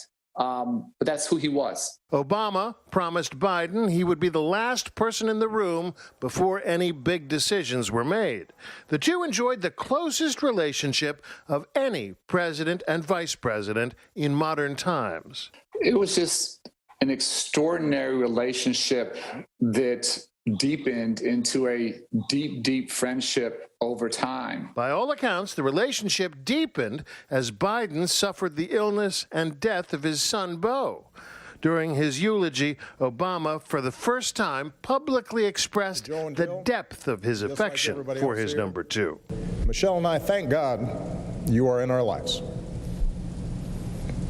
Taking this ride with you is one of the great pleasures of our lives. Joe, you are my brother. I'm grateful every day that you've got such a big heart and a big soul and those broad shoulders. I couldn't admire you more. I was there at that service. We all were, and that was dead honest. These were two devoted fathers struggling with the hardest thing in life, which is the death of your own child. That experience also put a personal stamp on the biggest policy drive of the vice president's tenure, the cancer moonshot. You know, last year, Vice President Biden said that with a new moonshot, America can cure cancer. So tonight I'm announcing a new national effort to get it done. And because he's gone to the mat for all of us on so many issues over the past 40 years, I'm putting Joe in charge of mission control. By the end of 8 years in office, the affection between these two men was clear. The best vice president America's ever had, Mr. Joe Biden. Their bromance, well documented, as Obama himself put it. This also gives the internet one last chance to talk about our bromance. In one of his last acts as president, Obama had a surprise for Biden. For the final time as president, I am pleased to award our nation's highest civilian honor, the Presidential Medal of Freedom.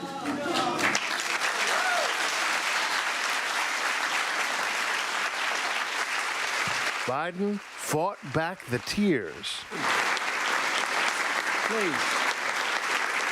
Thank you. Ricchetti, you're fired. The admiration of one for the other, sincere and entirely mutual. I never once doubted that your judgment was flawed. Not once. Not once. And we've disagreed and we've argued and we've raised our voices to one another, which we made a deal we'd be completely open like brothers with one another. But Mr. President, I've watched you under intense fire. Behind the scenes, Joe's candid, honest counsel has made me a better president and a better commander-in-chief. From the Situation Room to our weekly lunches to our huddles after everybody else is cleared out of the room, he's been unafraid to give it to me straight, even if we disagree. Obama did not publicly encourage Biden to run back in 2016, with Hillary Clinton waiting in the wings. He also did not endorse Biden this year until everyone else had dropped out of the primaries. That was at Biden's request. Vice President Biden needed to win this on his own merits, as his own man. Down deep, do I think President Obama is unbelievably pleased and even proud? Yeah, I think so. Social distancing for the good of the party, you would see. The friendship taking a back seat to other priorities until tonight. For ABC News, I'm David Wright. We thank David Wright for that comprehensive look at that relationship. Now, former Vice President Joe Biden is hoping to be the first vice president since George H.W. Bush to have his boss's former job. I want to bring him back our roundtable. I want to start with Terry Moran, who both covered candidate Obama and President Obama. And Terry, you know, whether you like President Obama or you don't, you have to respect him as a politician. He has so many tools. He can be a uniter-in-chief, but he can also be a fighter. And I wonder what you think his tone's going to be like tonight, because we've seen the fighter sort of creep out over the last few months as this race has gotten closer to Election Day. Absolutely, Tom. We've seen Barack Obama almost as a behind-the-scenes leader of the opposition of the Democratic Party over the past few years. He's coming out full force now, and we can expect to see him on the campaign trail, as I said, just trying to flay the political skin off of his successor. There's no love lost there. But what's fascinating about tonight is a couple of things. First, just chronologically. When Joe Biden ran for the Senate, Barack Obama was 11 years old. And now he is the senior politician endorsing his would-be successor after Trump. That's what they hope. The other is that this is a moment of vindication of sorts for Joe Biden. You heard David Wright there say that in 2016, Barack Obama backed Hillary Clinton and tacitly discouraged Biden from running. And you heard also that for Barack Obama, Joe Biden is about heart and soul and those broad shoulders, emotional strength. Obama, like Hillary Clinton, much more cerebral. And what this is an opportunity, essentially, as this motorcycle group goes by here in Philadelphia, is it's an opportunity for Barack Obama maybe to make good on something that happened in 2016, and certainly to play up once again the great strengths of the traditional politician, the instinctual politician who connects with the public emotions because they match his own life, right? Obama went to Harvard Law, we went to Harvard Law, Hillary went to Yale Law, Biden went to Syracuse Law, and he didn't like it, said it was boring. He is a very different politician, and tonight we're going to hear Barack Obama praise him in a way maybe he appreciates more now. Matt Dowd, let's bring you back in here. President Obama didn't necessarily encourage his VP to run in 2016, as we just heard from David Wright again. He didn't even endorse him until he was the last man standing this go-round. It appears that he's a lot more involved this time and now shifting it into high gear. Well, I think Joe Biden and Barack Obama have such a close relationship that the strategy that played out this year was in both of their benefits. I think Arnie Duncan said it well, is Joe Biden knew, and Barack Obama, I'm sure, agreed, that Joe Biden had to separate himself a bit and win it on his own. Now he can go all in. Barack Obama can be there. And let's not forget, I mean, a lot of people talk about Barack Obama. Barack Obama is the second most popular political leader in America, after Michelle Obama. And Barack Obama ended his presidency with a near 60% approval, which Donald Trump would probably give his right leg, his left leg, his right arm, and his left arm to anything close to what Barack Obama's favorability rating is in this race. I think the other thing is, I think Republicans are making a mistake, and the president can't seem to help himself to do what is wrong in this race politically, which is, I don't understand why they think attacking Barack Obama, who's exceedingly popular, is going to hurt Joe Biden. And I don't think attacking Senator Harris is a very smart thing, because this race is fundamentally about Joe Biden. And going on attacks on somebody that's popular like Senator Harris, somebody that's very popular like Barack Obama, who's very close to Joe Biden, does them any good in this race. They would much better off aim their attacks, welcome the others in the race, say they're fine with them, and go after Joe Biden. But for some reason, the president and the Republicans can't help themselves but to attack everybody that's in the line when their main ammunition ought to be aimed at Joe Biden. Sarah, but there is a gamble here. I mean, successful campaigns are about the future and not the past. And I think President Trump said something very truthful and smart this week when he responded to Michelle Obama's speech. He said, the Obama presidency is the reason why I'm in the White House. And that's true for a lot of Republicans. That's why a lot of Republicans went to President Trump, because he sort of was feeding them that red meat after the Obama presidency. So is there a danger here with Joe Biden? Because I even think about when Al Gore was running, or even when Republican candidates were running after President Bush, no one really put their arms around sort of the incumbent, like we are now seeing with Joe Biden and Barack Obama. Yeah, I mean, look, on some level, he wants to run as the, sort of third Obama term, so to speak, because he harkens back to a time pre-Trump where the country was happier and had less pandemic and crisis. But having said that, Barack Obama is more conservative than Joe Biden's party. And so he presided over a recovery. It was a relatively shallow recovery. Going back and talking about those policies as a solution to the economic crisis we're in now, I don't think gets them very far. I think they need a different, more robust plan. And we have heard nothing yet out of the vice president. We will probably hear it tomorrow night, his plan for the future, but we haven't heard it in this convention or in this campaign yet at all. Yvette, I want to go back to 2008. Barack Obama had black voters energized, enthusiastic to vote. Why do you think that Kamala Harris is not able to get that same kind of reaction?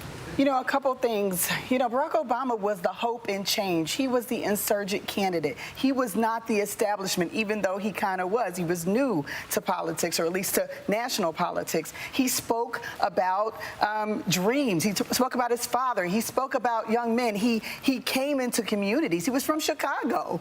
And these are all things that he really spoke about boldly. I remember being on the voter protection team in Ohio in 2008, and I've talked about this a couple times, and watching young black men wait in line all day to vote for Barack Obama, talking about how proud they were to cast their vote for Barack Obama. The hope is that that carries over with Kamala Harris. She has certainly that energy with black women. I think the question is, what does that mean for young black men? And we've got to talk about how we engage young black men in the conversation about how they're going to vote for this ticket. But yeah, he was once in a lifetime. I do think that having the president actively campaigning for you, in Joe Biden's case, is really helpful. This pandemic has made campaigning a real challenging proposition in the modern age. One that, relies on events and rallies and fundraisers and door knocks. Democrats are essentially doing very little of that. So having a president that is willing to get on Zoom and raise money for you and rally the base, that's something, Republicans are going to rely solely on the Trump family for. He has a bigger bench, Joe Biden does, for that. Yvette, real quick, what is the relationship like right now with progressive voters and President Barack Obama and the legacy? Because recently, President Obama has had some very tough words for progressives, especially young progressives, and some of their activism. I think he's still probably one of the most significant unifiers for the party. Certainly, there are progressives who believe he didn't go far enough. But even Barack Obama is saying today that he didn't think he went far enough. In that interview that he had with the 6 feet apart with he and Biden, he says, we could have done more. I wish we had done more. When he talked about at John Lewis's funeral, and that was a big moment for progressives where we said, that's the guy we all rallied around in 2008. He's back. He's in a place where he's not constrained to be able to talk about a vision for the future. And he talked about the Voting Rights Act and going further and making, making Election Day a holiday. And he talked about ending the filibuster. And it really rallied us. And I hope that he takes that position, because I think he's got the ability to do it, because he's not constrained by politics at this point. All right, Yvette, thank you. Night 3 of the Democratic National Convention begins in just moments. Barack Obama, Hillary Clinton, and Kamala Harris all coming up. Plus, George Stephanopoulos and David Muir join our coverage. It is night 3, a big night tonight. Stay with us right here on ABC News Live.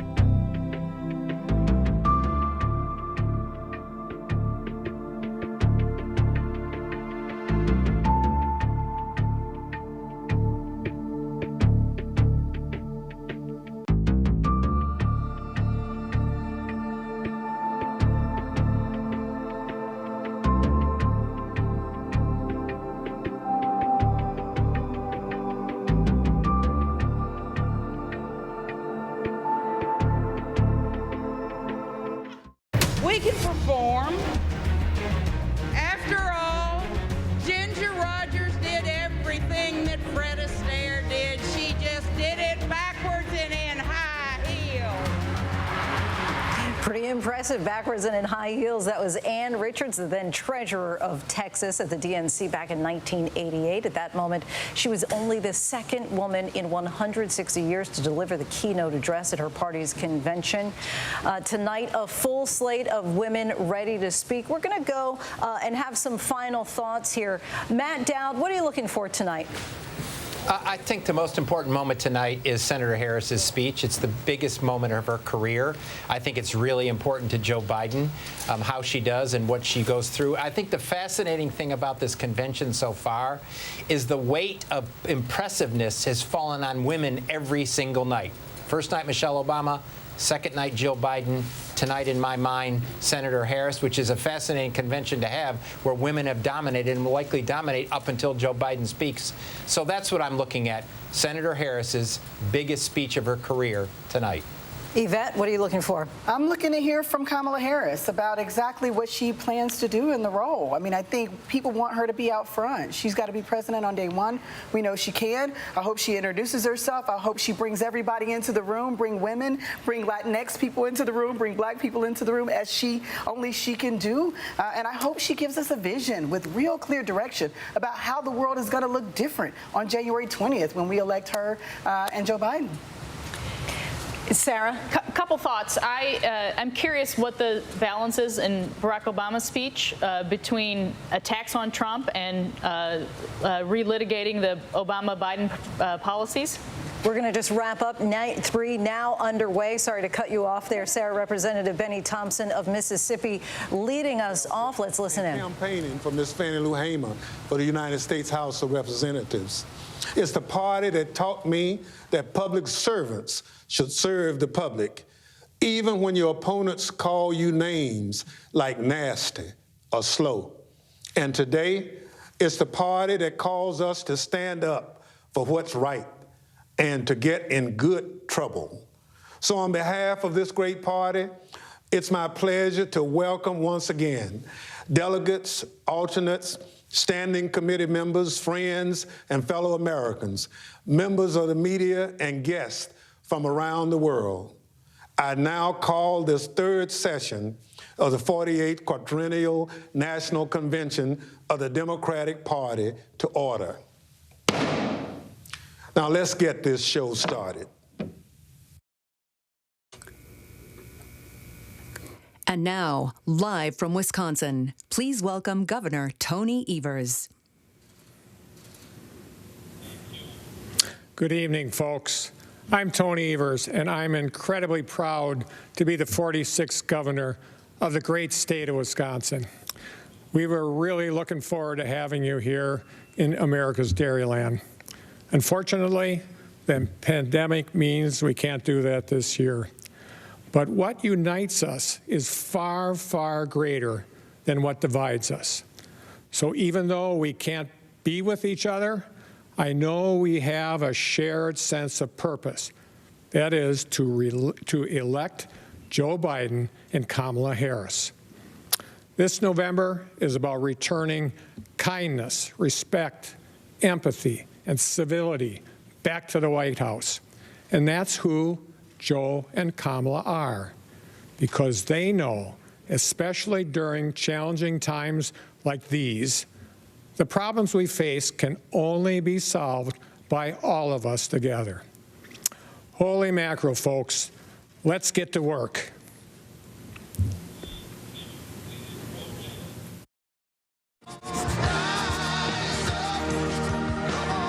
Hello, my name is Terry Williams, and I've been a Republican for all of my adult life. A lifelong Republican. I'm a lifelong Republican. I've been a long-standing Republican, and I'm telling you, you got to vote for Joe Biden. I have voted for and campaigned for Republicans since the Reagan years, but I won't be voting for Donald Trump in November. I'm supporting Joe Biden for president. We need a positive leader, someone who can work with both sides, the Republicans and the Democrats. I don't think we can deal with the type of person we have in the White House any longer. Vote, America. That's the only way to get out of this. and Joe Biden is just the person to ensure we get our lives back to normal. Joe Biden is a decent man with a long history of public service to America. He will restore order and integrity to the executive branch. I would strongly encourage all of us to come together and hopefully return our country's political discourse back to some measure of normalcy and decency. I'm absolutely sure he's going to help us. Live from New York City and across the country, the Democratic National Convention. Now reporting Chief Anchor George Stephanopoulos. Good evening and welcome to day 3 of the Democratic National Convention. We want to get right to the virtual convention floor and a bit of a twist. Joe Biden's running mate Kamala Harris is opening up the program with Kerry Washington ahead of her formal and historic acceptance speech later tonight. I pledge allegiance to the flag of the United States of America and to the republic for which it stands, one nation, under God, indivisible, with liberty and justice for all. Hey everybody, it's me, Kamala. So before I go on stage later tonight, I want to talk about the importance of voting. I know many of you plan to vote this year, but amidst the excitement and enthusiasm for this election, you've also heard about obstacles and misinformation and folks making it harder for you to cast your ballot. So I think we need to ask ourselves, why don't they want us to vote? Why is there so much effort to silence our voices? And the answer is because when we vote, things change. When we vote, things get better. When we vote, we address the need for all people to be treated with dignity and respect in our country. So each of us needs a plan, a voting plan. Joe and I want to make sure you're prepared. If you text VOTE to 30330, we'll help you come up with your plan and remember deadlines and get ready to vote in your community. So send that text and encourage your family and friends to send one too. Now let's enjoy another night of inspiration from around our country. I'll see you a little later tonight, and until then, I turn it over to my dear friend and tonight's moderator, Kerry Washington. Never seen a convention night open like that. No podium there for Kamala Harris, just a couple of packing crates behind her, and underscoring the message we have seen from this convention from every major speaker, starting with Michelle Obama on Monday night. Go out and vote. That text message, 30330, a sober Kamala Harris right there. I want to go to Mary Bruce, who's in Wilmington, right outside the Chase Center, where Kamala Harris just spoke. A little bit of a surprise there, Mary. A bit of a public service announcement there, too, at the top. But Kamala Harris, make no mistake, is a woman tonight on the cusp of making history. Here we are going to see something that we've never seen before, a black woman and the first Asian American ever to accept a party's nomination to be vice president. And tonight, Kamala Harris is going to tell her story, how the daughter of immigrants, Jamaican and Indian immigrants, went on to break so many barriers. And she is going to outline her vision for the country that made her story possible. She will describe an America where all people feel welcome, where Americans look out for each other. And she will say that that vision feels distant now under President Trump. And she will argue that Joe Biden is a leader who can bring that America back. George. Mary Bruce, thanks very much. World News Tonight anchor David Muir is here as well. And David, we've seen a lot of different Kamala Harrises over the last couple of years. She can go before a crowd of 20,000. We've seen her at congressional hearings with tough questions in a kind of prosecutorial style. This was a little more conversational, but very pointed. Very pointed. It's sort of like what we see right before a debate when they're all backstage and you get to run into some of the candidates. Kamala Harris backstage tonight, and maybe it's part of the strategy of like loosening up the nerves before her history-making speech tonight. But as you said, there is strategy in what she just said. That is on the news. It's what we've been talking about on the news for several days now. The U.S. Postal Service worries about mail-in voting in this country, absentee voting. She basically gave voters who support the Biden-Harris ticket a blueprint, a number to call. They're going to help you come up with a plan for voting. And this is something she's been saying over the last couple of days. She just said it again. When we vote, things change, things get better. Later tonight, she'll make the case not only for herself, reintroducing herself, George, but she'll make the case for Joe Biden. And Lindsay Davis, we are going to hear the personal story tonight. As Mary Bruce just said, history will be made when she accepts that nomination. You're right. You know, I think that it's very possible that President Obama could steal the show tonight, but this is really ladies' night. Nancy Pelosi, Elizabeth Warren, Hillary Clinton, Kamala Harris. You know, I think that Hillary Clinton has said in the past that the hardest, highest glass ceiling for a woman is the White House. And in her 2016 concession speech, she expressed regret that she wasn't the one who was able to shatter it. I think that likely from her tonight, we're going to see kind of a passing of the torch and kind of vouching for Kamala that she's the one who's capable of shattering it. And from Kamala's perspective, you know, when she was on the campaign trail, she would often talk about how her mom would say, never let somebody else tell you who you are, you tell them. I think tonight she's going to tell us. Lindsay Davis, thanks very much. I want to bring in Rahm Emanuel. Will Barack Obama steal the show is one of the questions right there. Of course, you worked for him as chief of staff in the White House. And one of the things we've seen some excerpts from his speech already, but you saw at that John Lewis funeral a couple of weeks ago, a much tougher, much more outspoken Barack Obama than we've seen before. Yeah, well, first of all, to the first part of the question, I actually think it's interesting they haven't done any excerpts from Kamala's speech, just from President Obama's speech. So I wouldn't say the air is out, but they're telegraphing. I also think the two are going to be actually quite complementary in this sense. It's going to be a double barrel. One from somebody who worked alongside, saw a person in an intimate way, and another person who's been selected. I think she's achieved already the 5 goals. She's made history. She's excited the base, reassured swing voters, has riled up Trump, and has drawn fire away from Biden and returned fire for Biden. So she's already accomplished what a vice president can do. I think the president has been holding back. He believes what President George Bush 43. You don't say anything about your successor. He didn't do it about his predecessor. But he has, let's just say this, a lot on his chest that he wants to get off. No question about it. Now, there will be a line. And the one thing that Democrats have to do is we think the president has made a mess of things. And his style is a mess. They have got to relate that style to your life and why your life's a mess now. Just the mess is not good enough. It's a mess in your life. Chris Christie, we've already seen a pre-buttal from President Trump at the White House. He went to the podium around 5:30, 5:45 this afternoon and said he wouldn't have even run for president, probably, he added, if Barack Obama hadn't been a failure. Yeah, listen, that has been his theme all along. He started out really with Mitt Romney in the race in 12. And you remember his reaction after Romney lost and was very visceral. And he thought that was a winnable race and that Romney should have won it. So that's definitely his view of it. And he got out there today. And, you know, as we talked about on Monday, George, he was going to be a presence every day this week himself, because that's what he does. He's his own communications director, his own chief strategist, and the president. And so that's what he's doing. I don't know that it's been all that effective. I still think that it's going to be interesting to see tonight what he does after it's over. But I am not the least bit surprised that that's what he's doing, and that's what he did today. He doesn't like Barack Obama, and I'll tell you why. It goes all the way back to the White House Correspondents' Dinner. That White House Correspondents' Dinner is what turned all of it around for Donald Trump.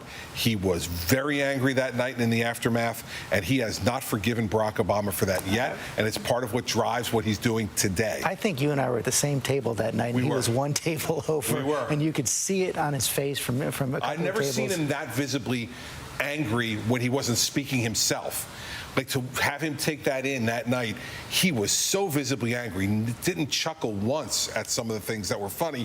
And I think that in the end, he's still not forgiven Obama, and part of his anger is driven by that. Yvette Simpson, Kamala Harris not always a favorite of the progressive wing of the Democratic Party, but talk about what it means to see a woman of color up there accepting the vice presidential nomination for the first time. It means everything. It means everything. I got to tell you that in my circles of black women, people were more excited than I've seen in a long time. And there was a huge effort on the part of a lot of activist leaders, black women, I was one of them, to make sure that a black woman was on this ticket. And they feel really satisfied by that. And I think what that's doing and what that's going to do for this ticket is you're going to bring back the organizers and the mobilizers. I always say black women bring a whole community with them, right? We bring our family members, we bring our churches, we bring our community, we bring them with us. And he's going to have the benefit of that. And I think that's really exciting. And I will say the progressives are excited for this reason. We do believe in representative democracy. we do believe in diversity. Everybody talks about the squad because they're progressive. We love the squad because they represent America. They're diverse women. And so we're really excited about what we're going to hear. We also have talked to her. We've worked with her before. We love the fact that Joe Biden knows that she's going to give him an earful, and we expect to be at that table making sure that she hears from us. He promised she would be the last person in the room, as he was the last person in the room for Barack Obama. One other question, though, on that. The vice president made a point of interviewing Gretchen Whitmer, talking to Elizabeth Warren. But do you think this pick was kind of baked in the cake from the start? I think that's right. I mean, we know that he needed somebody who was going to compliment him. He needed someone who could take it to Trump. And she made her case on the presidential ticket about, making the case against Donald Trump and Mike Pence. And he needs her to go out front of him and be a fighter. And so I think that was the expected thing. And we knew that she could bring us together. He knew that, and I think that was the reason he made the choice. Sarah Fagan, I'm thinking back to 2008. Not many people knew who Sarah Palin was. And the night she gave this speech, probably the high point of her for that campaign. That's for certain. And, that was a mistake to put her on the ticket because she wasn't ready for the prime national stage. Kamala Harris is. There's no question she's qualified. But she does have two things that Republicans are going to continue to point out in this campaign. The first is that you don't know which Kamala Harris is going to show up at the podium. Is it the prosecutor, the tough cop, or is it a woman who has voted with Bernie Sanders, Elizabeth Warren? We'll see tonight. We will see tonight. Sarah Fagan, thanks very much. Another big focus tonight, gun control. Coming up right now, Congresswoman Gabby Giffords, former Congresswoman Gabby Giffords, of course, the victim of a shooting so many years ago, will address the convention. Let's check it in. Shot in the head from less than 3 feet away. But she survived. When tragedy strikes, we seek comfort in knowing we aren't alone. Join us in this fight. We seek strength to keep fighting, to keep moving forward. We turn to leaders who share our pain. In the most difficult times, it's when we stand closest together. It's out of tragedy that we grow stronger. He was there for me. He'll be there for you, too. We are a nation ready to end gun violence. A safer America is possible. But from this point forward, we must choose courage. I've known the darkest of days. Days of pain and uncertain recovery. But confronted by despair, I've summoned hope. Confronted by paralysis and aphasia, I responded with grit and determination. I put one foot in front of the other. I found one word and then I found another. My recovery is a daily fight, but fighting makes me stronger. Words once came easily, today I struggle to speak. But I have not lost my voice.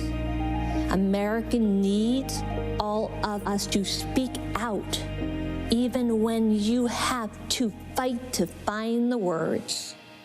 We are at a crossroads. We can let the shooting continue, or we can act. We can protect our families, our future. We can vote. We can be on the right side of history. We must elect Joe Biden. He was there for me. He'll be there for you too. Join us in this fight. Vote, vote, vote. Thank you very much.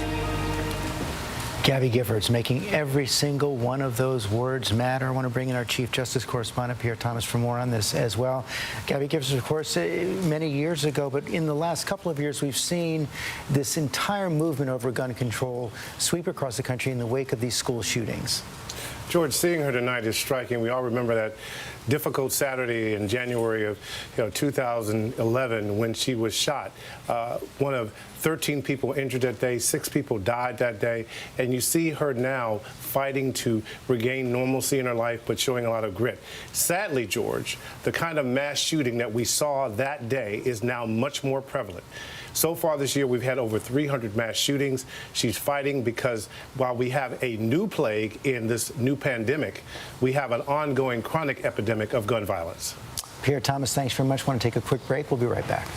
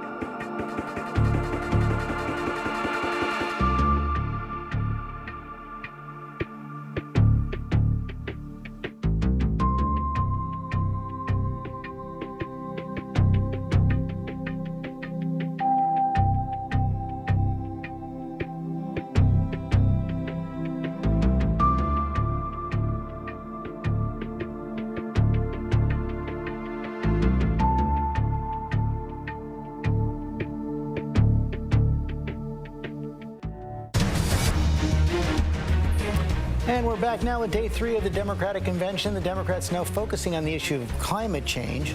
Governor of New Mexico, Michelle Lujan Grisham, is supposed to be coming up in just a minute. I want to quickly go to John Karl, our chief White House correspondent. The White House hoping to make the Green New Deal, which has been pushed by so many Democrats, including AOC, the heart of their attack on the Democrats' climate plans.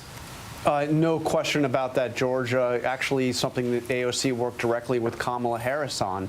The Green New Deal is something that the progressives point to as dealing with the issue of climate change and also giving a boost to a new economy, a green economy. But the Trump administration, Donald Trump himself, has portrayed it as basically socialism, an effort to undo something which Trump sees as a signature of his administration, doing away, gutting the environmental regulations put in place by Barack Obama and others, and making the United States a net exporter of energy. But this was something, David Muir, that every single Democrat on the stage during the primaries was pushing and pushing hard. On climate change, and you wonder where the Green New Deal is in the platform of this convention. Obviously, this is going to be something that Biden and Harris continue to say that they're going to work on far more than the Trump administration has. In fact, we just reported this week on drilling up off of Alaska, but they're going to continue to push. It might not make the progressives as happy as they were with talk of the Green New Deal during the primary, but Joe Biden has made the case that he will fight for climate change. Coming up now, the governor of New Mexico, Michelle Lujan Grisham, also one of the finalists considered as a possible running mate for Joe Biden, one of the leading Latina politicians in the country, Governor Grisham.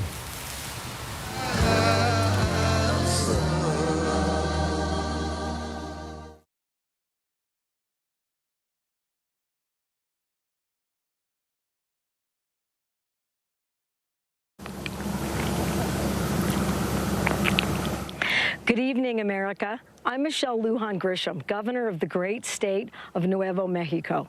I'm proud of my home state every single day, especially how we have punched above our weight in our successful response to COVID-19.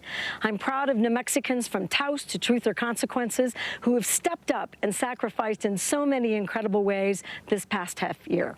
And I'm proud how we embrace our multicultural identity as our greatest strength. And I'm proud that New Mexico has shown what climate leadership looks like. While the Trump administration has been eliminating environmental protections, we've expanded them. While they've been rolling back regulations on oil and gas, we've taken on polluters and held them accountable.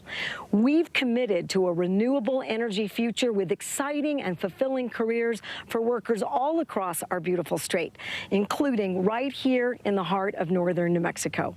We're laying a roadmap here for what America can and should look like in the 21st century. An America where we lead again, where we build safer, cleaner, and more affordable cities and communities, where we provide meaningful opportunities for workers and families to thrive and build better lives. As president, Joe Biden will rejoin the international climate agreement, and the United States will once again lead on this critical issue.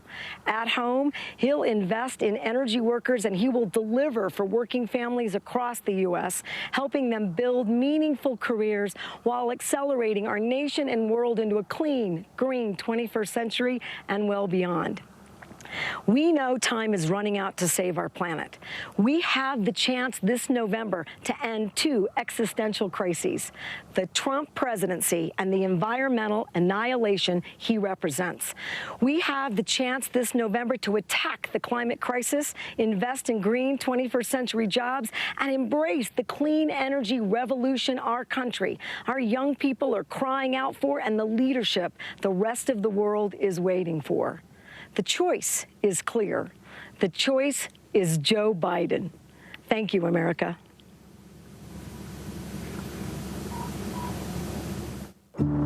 Hard work, rising to a challenge, the American way. Going to the moon was all three. The Eagle has landed. Many astronauts returned home and reported a shift in their awareness. The view they saw of Earth from space was profound. The world looked beautiful, tiny, fragile. Our atmosphere is all that separates us from oblivion. We now call what they experienced the overview effect. Here in Detroit, our communities for such a long time have faced the burden of pollution. I think addressing climate change gives us an opportunity to correct some of those wrongs and to also invest in our vulnerable communities.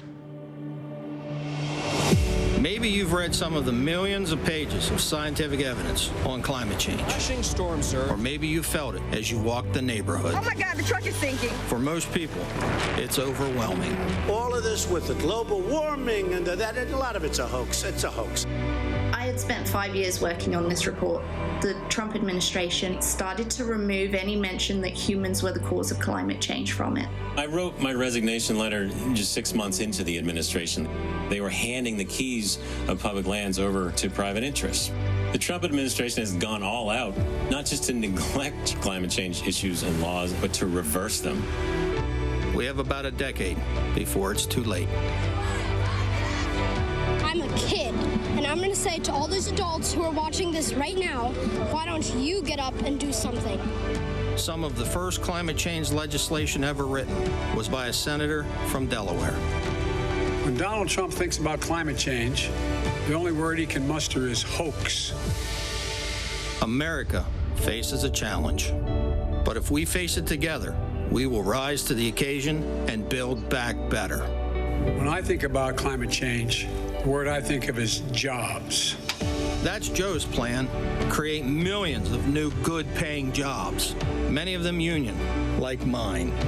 Invest in critical infrastructure, upgrade millions of buildings, invest in micro-mobility and precision agriculture, a clean energy future that achieves net zero emissions by 2050. Because we can't power the economies of the future without investing in the technologies of the future. I think what's really important about Joe Biden's plan is that 40% of the investment will go to vulnerable communities. We know how to do this. We'll do it again, but this time bigger and faster and smarter. Joe won't ignore the crisis. We're seeing what happens when we do that. He won't surrender to the fight. Joe's America will lead the world on clean energy. We'll lead on job creation. And America will lead the world again on climate.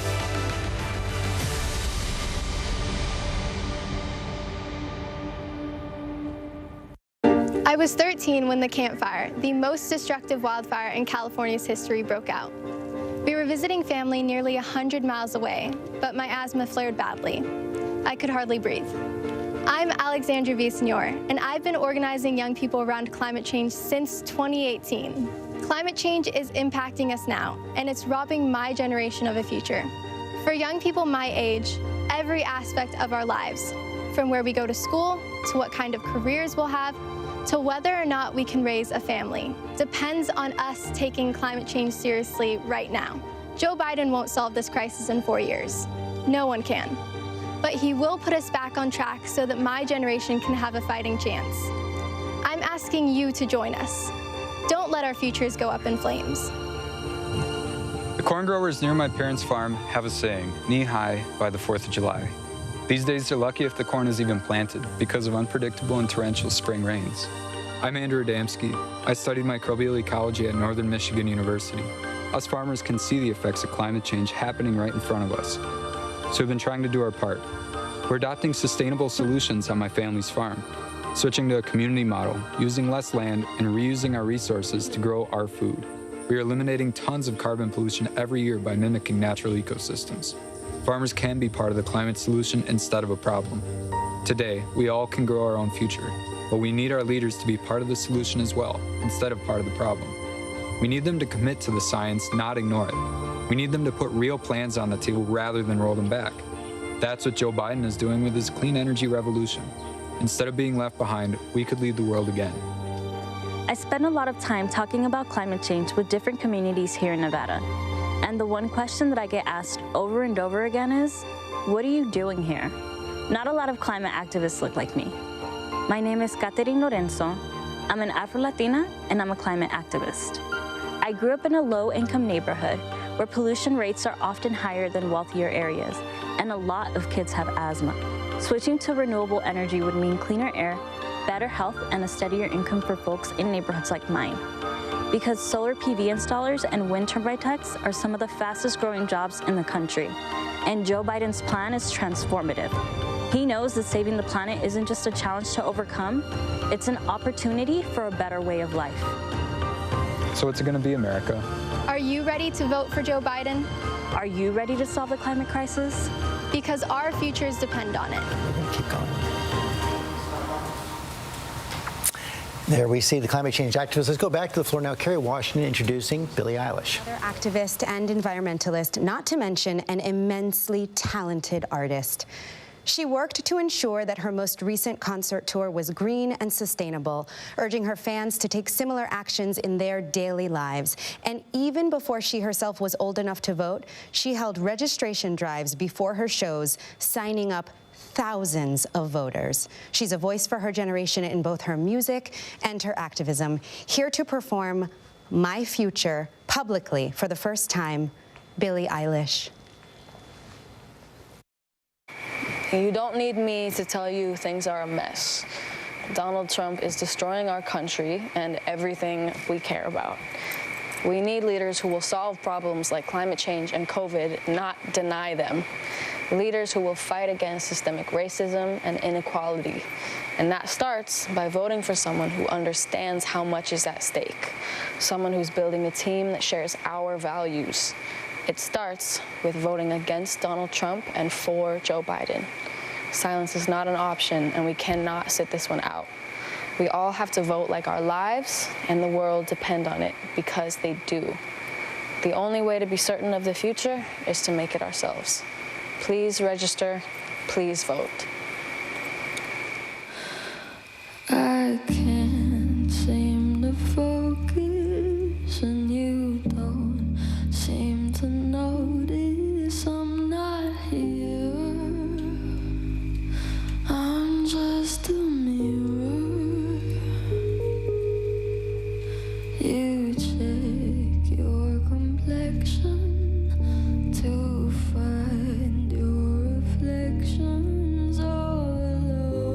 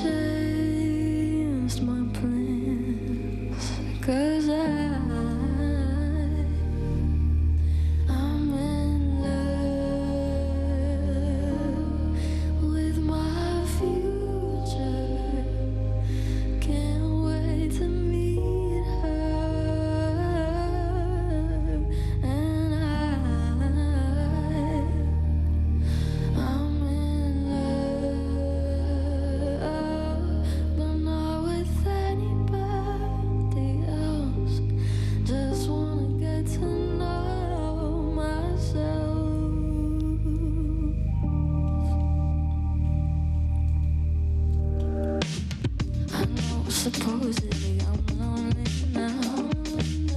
No, I'm supposed to be unhappy without someone. But aren't I someone?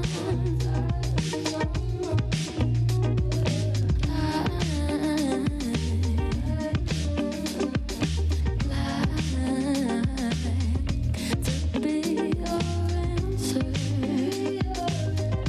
'Cause you're so handsome.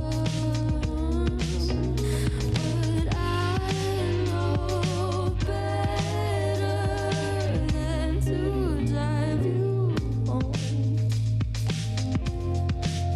'Cause you done vibe me in, and I'd be yours again. But I'm in love with my future, and you don't know. Billie Eilish performed this song, My Future, for the first time ever, one of the youngest Grammy winners ever as well, and a young activist for climate change and voting rights. As the convention prepared to switch now to the subject of immigration, another hot button issue in this campaign, I want to bring in Tom Llamas for more on that. Tom, yesterday we spoke about President Trump in Yuma, Arizona, talking about immigration. When he talks about immigration, he wants to talk about the wall. When Democrats have been talking about it, they want to talk about the family separation policy of President Trump. Right, and dealing with immigration for any politician, George, you know, is difficult, and it's going to be hard for Joe Biden.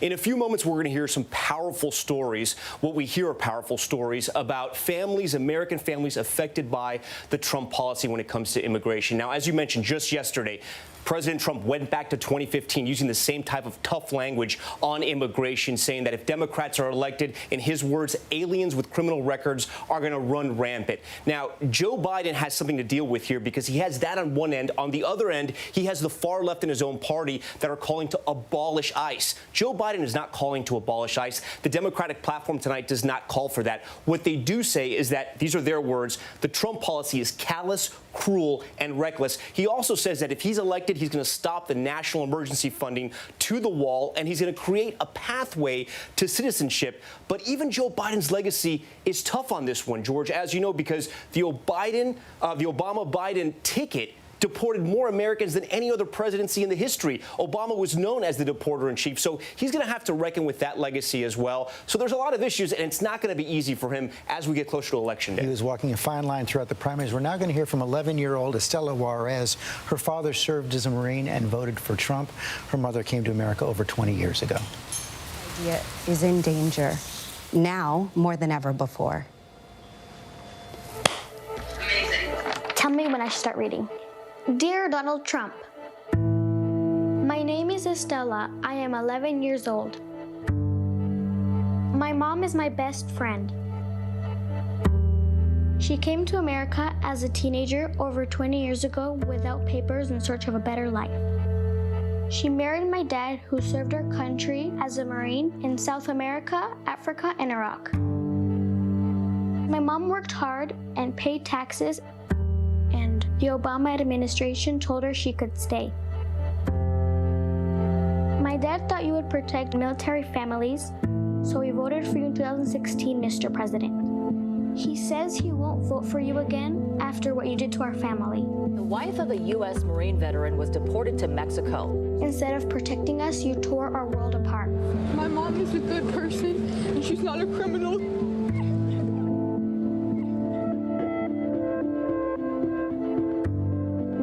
My mom is gone, and she's been taken from us for no reason at all. Every day that passes, you deport more moms and dads and take them away from kids like me. We will begin moving them out day one. You separated thousands of children from their parents, and you put them in cages. Some of those kids are now orphans because of you. These are our people. I don't want them in our country. They're animals. Mr. President, my mom is the wife of a proud American Marine and a mother of 2 American children. We are American families. We need a president who will bring people together, not tear them apart. Sincerely, Estela. Estela Juarez right there with her letter to President Trump. We're going to take a quick break. Coming up, Hillary Clinton.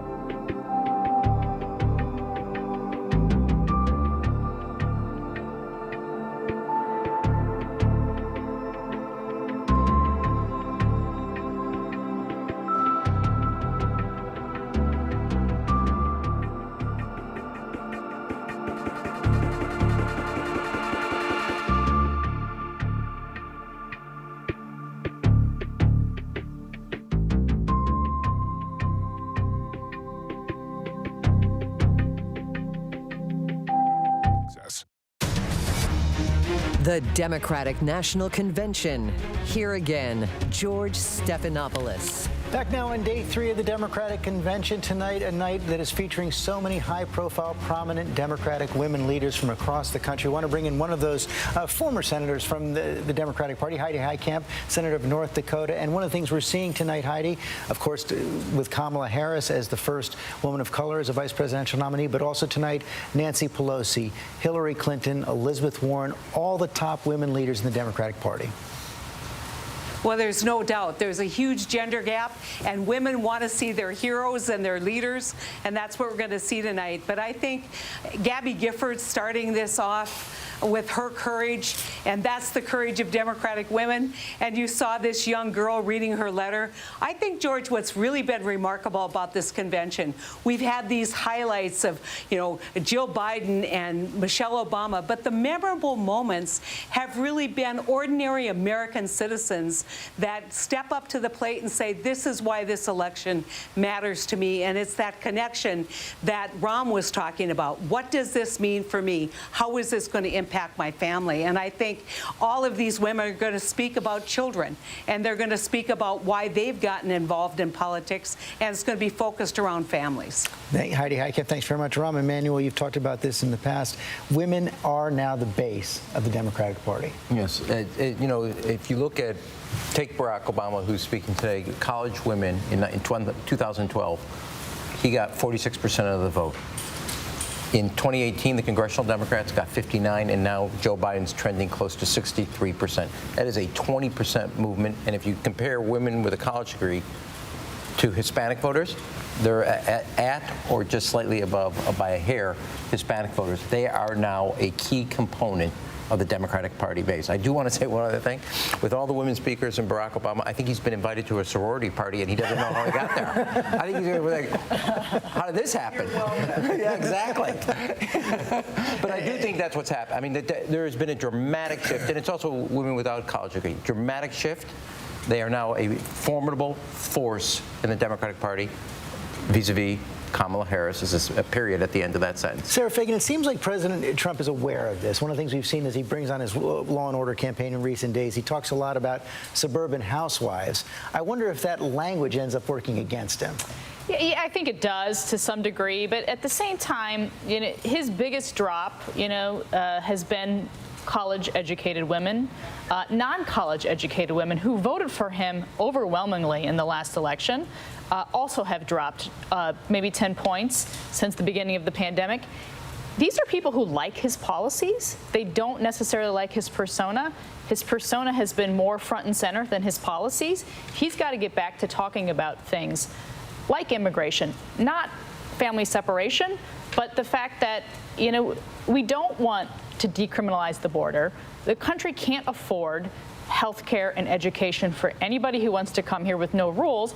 people agree with that. They agree with him on that issue. He needs to, I think, in my view, soften his tone. Yvette Simpson, that did seem to be, when you go back to the beginning of the Democratic primaries, it did seem like the party was moving much more in the direction of decriminalizing the border. Came up at every debate, health care for illegal immigrants, and Joe Biden, as Tom was saying, has tried to soften that a bit. I don't know why. I mean, a big part of the reason why progressives were pushing that was because we saw the negative impact that can happen when this whole system goes unchecked. I mean, we've seen families be separated, but we've also seen people ICE go into families, into communities, and taking children out while their parents are at work. I mean, we've seen the worst of it. And so part of the reason why progressives wanted to push back on that is because we don't want this authority to be in the hands of any president. We want to pull back. We want to remember that people in what this country is all about, which is that this country protects all people. We are the nation of immigrants. And so I think that's a really important thing. Now, again, progressives have been put on the back burner to say we can't go that far, and we will go with the Democratic Party to make sure we get through this next stage. But there will be a conversation about how we make sure that people, when they come to this country, are valued, how we make sure that ICE does not get to abuse their authority the way that they have before. And do we really need ICE? We know that ICE came as a result of the 2001. I got to interrupt you right there. I literally saw Chris Christie lick his lips when you said, "Do we need ICE?" Well, here's what. I love it. I don't need any time. I yield my time to Yvette. Well, here's the other side of that, and I love that we're having this debate. We have seen ICE do damaging things to families. We have seen them abuse kids in these facilities. We have seen them rip families apart with abandon. And so the question is, can an entity like that be reformed? And do we need to look at it differently? And Chris, she just hit the polls of the debate. On the one hand, the president's tough policies does have a following, but that family separation policy is probably one of the most damaging things that he's had to live with over these last 4 years. Well, let's inject a few more facts into this discussion. The Obama administration had a very aggressive deportation program. As Tom Yamas said, yeah. Very aggressive deportation program. Secondly, the cages they're talking about were built by the Obama administration. They weren't built by the Trump administration. They were built by the Obama administration. And if you go back and listen to Barack Obama, who Yvette has hailed tonight and other nights on this program, his rhetoric on immigration was pretty tough. It wasn't Trump tough, but it was pretty tough. And the reason it was because Barack Obama's a smart politician, and he knew that's where a majority of the country was, and a majority of the country still is. Now, Sarah said Donald Trump has to soften his rhetoric. Amen, right? We only could wish as Republicans that that's what he'll do. Because the core of the policy Bill Clinton has agreed with, George Bush 43 has agreed with, and so has Barack Obama. So this is nothing new at all. And I think that the reason that progressives have been put, as I think you said, in the back seat on this is because they're wrong.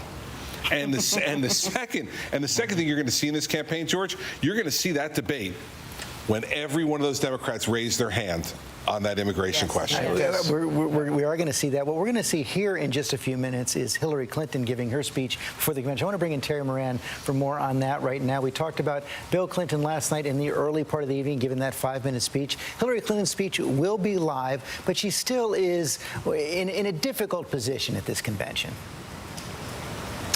She is. I mean, you don't see Al Gore speaking at these conventions, and there's a reason, because he lost in 2000, as did she, but her loss is seen as very different. In part, it is seen as illegitimate among some people who supported her. In part, it's seen because she was a woman, and she is still a standard bearer for so many women in the country. That said, Joe Biden needs her support, needs the support of the women who do follow her. That's why we're hearing from her. Terry Moran, thanks very much. The Democrats now talking about the women's vote. Let's listen in.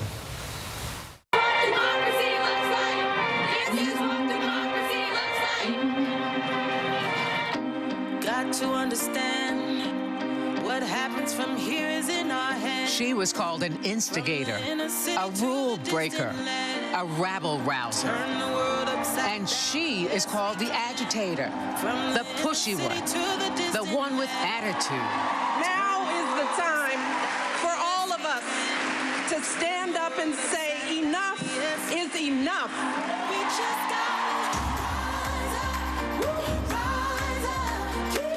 From the ballot box to the factory floor, from her living room to the ER, she makes trouble, the good kind. She is the mother who cries out for sensible gun laws. This is about a right and wrong thing. The daughter who believes that equal justice means justice for all. We are America. The child who knows that Black lives matter. No peace, no justice. She is our warrior on the front lines, challenging authority to make the world safe. Nobody is above the law. Refusing to be told who makes decisions about her body or anyone else's. These women and men of all ages, races, and backgrounds don't come to Planned Parenthood to make a political statement. They come to get quality, affordable health care. You are disadvantaging her because of her sex.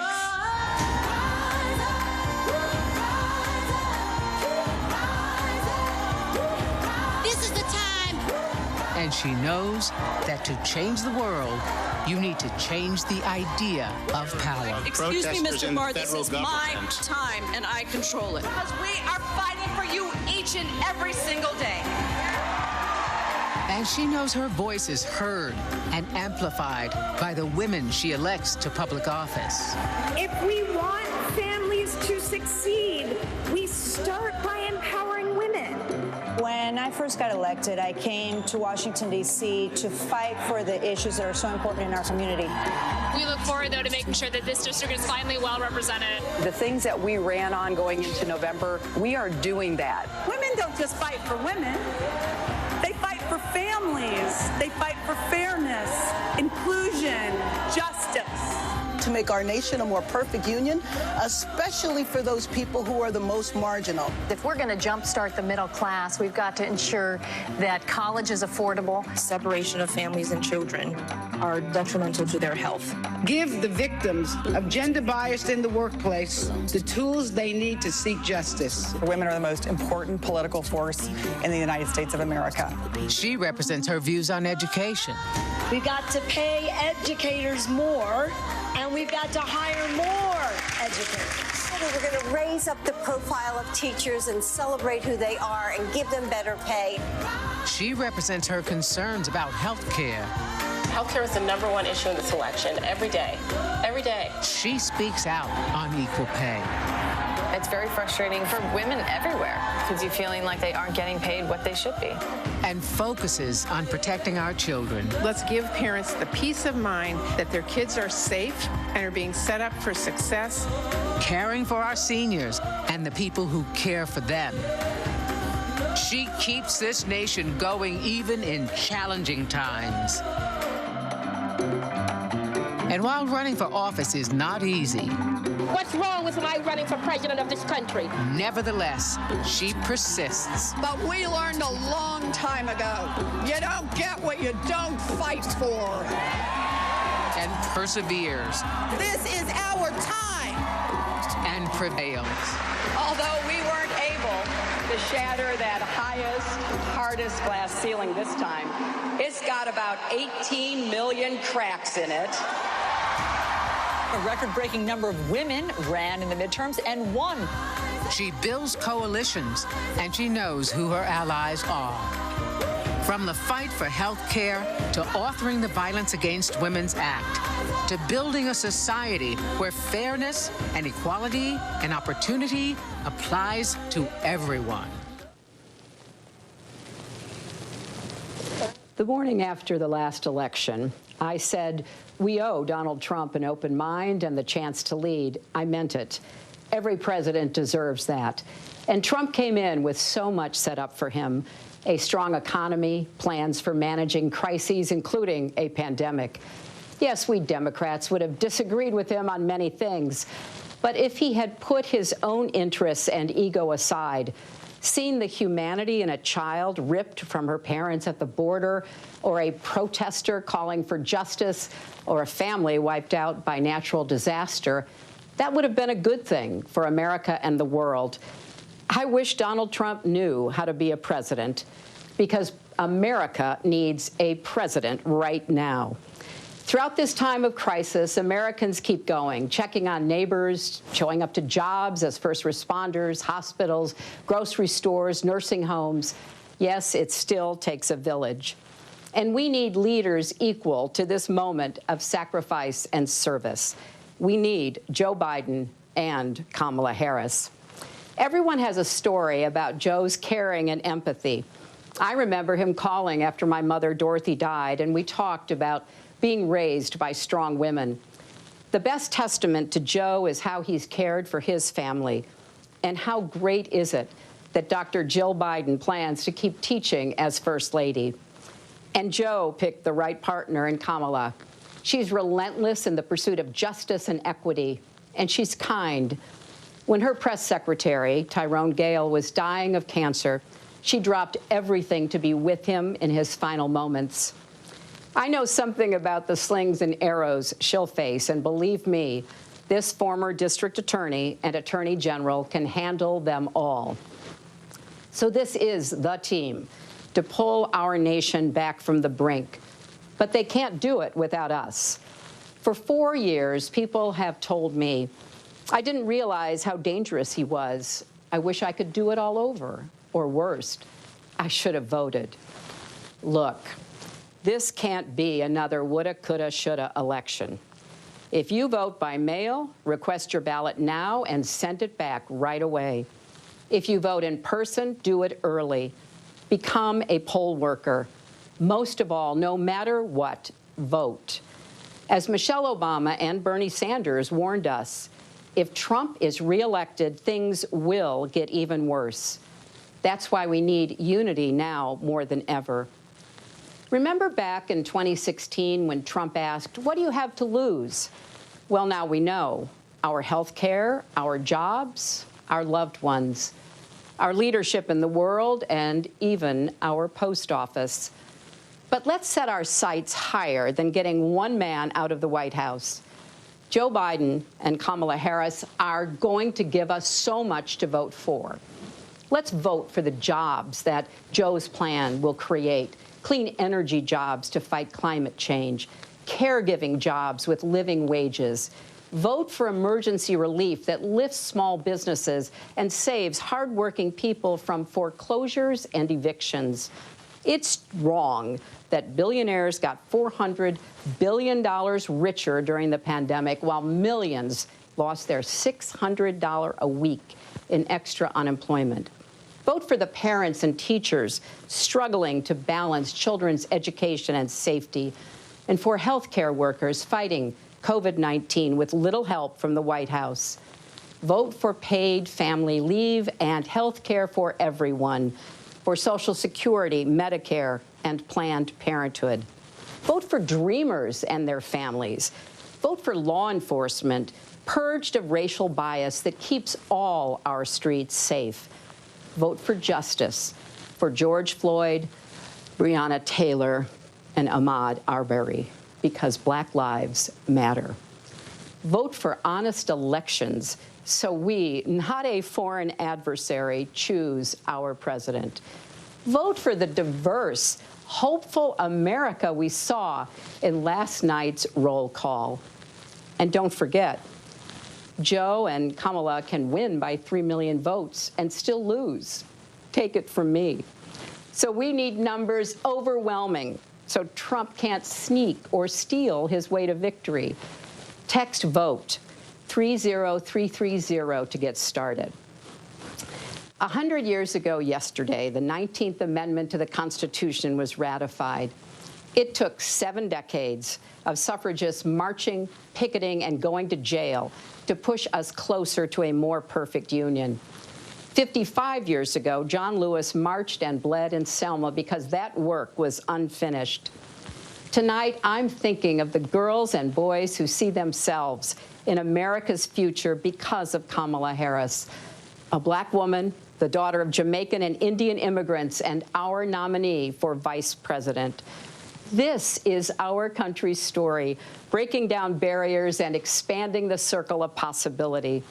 And to the young people watching, don't give up on America. Despite our flaws and problems, we've come so far. We can still be a more just, equal country with opportunities previous generations could never have imagined. There's a lot of heartbreak in America now. And the truth is, many things were broken before the pandemic. But as the saying goes, the world breaks everyone, and afterward, many are strong at the broken places. That's Joe Biden. He knows how to keep going, unify, and lead, because he's done that for his family and country. So come November, if we're strong together, we'll heal together. We'll redeem the soul and the promise of our country, led by President Joe Biden and Vice President Kamala Harris. Hillary Clinton wrapping up her convention speech right there, saying we can't have any more woulda, coulda, shoulda elections. Lindsay Davis, she was not wearing that VOTE necklace as Michelle Obama did, but the message unmistakable. And she had the white, the whole suffragette message. And I think it was equal parts warning shot about the dangers of re-electing President Trump, and at the same time co-signing on Kamala Harris, saying that she's relentless in the pursuit of justice. And again, warning, I wish Donald Trump knew how to be a president, the president that we need right now. And David Muir, you wonder what's going through someone's mind. Hillary Clinton, as she talked about speaking the day after the election 4 years ago, an election in the popular vote, she won by 3 million votes. 4 years ago at the convention, she was in that white before crowds all across the country, having to give a very different kind of speech tonight. There's no question it's much different 4 years later. I mean, she was running against a theoretical possibility of Donald Trump, which is much different from the Biden-Harris campaign now, running against what we've seen for 3.5, almost 4 years from the Trump administration. People at home can decide whether or not they like what they've seen. But I thought Hillary was in this particular speech, very even. The one thing that struck me, though, is she said, remember when Trump asked, what do you have to lose? And then her next line, well, now we know our health, our jobs, even our lives. It's unmistakable what her message is there, almost a sort of I told you so without saying that. I thought that her tone tonight will allow people at home to decide whether or not she did try to warn us. And I remember there was a New York Times article right before the election that said the last thing standing between us and the apocalypse is me. But again, it's very hard to predict an administration than it is to look back at one, and people feel very differently about what they've seen these first 3.5 years. You can be rest assured that Hillary is thinking, I tried to warn you. She tried to warn, and Rahm Emanuel, there's no question the Democrats are concerned by everything happening out there in the Postal Service with mail-in balloting. They're hammering that home in every speech. Yeah, I do want to say one thing as a PhD in Clintonology. Hillary is most effective when she's advocating for somebody else. And she did I think a very, very good job. I would say everybody's saying you have to vote, as we say in Chicago, vote often, vote early. And that's the message in this process. Okay, the night's just getting started here. Kamala Harris is coming up with her historic speech. Barack Obama, we're going to hear from him as well. And Elizabeth Warren, we'll be right back.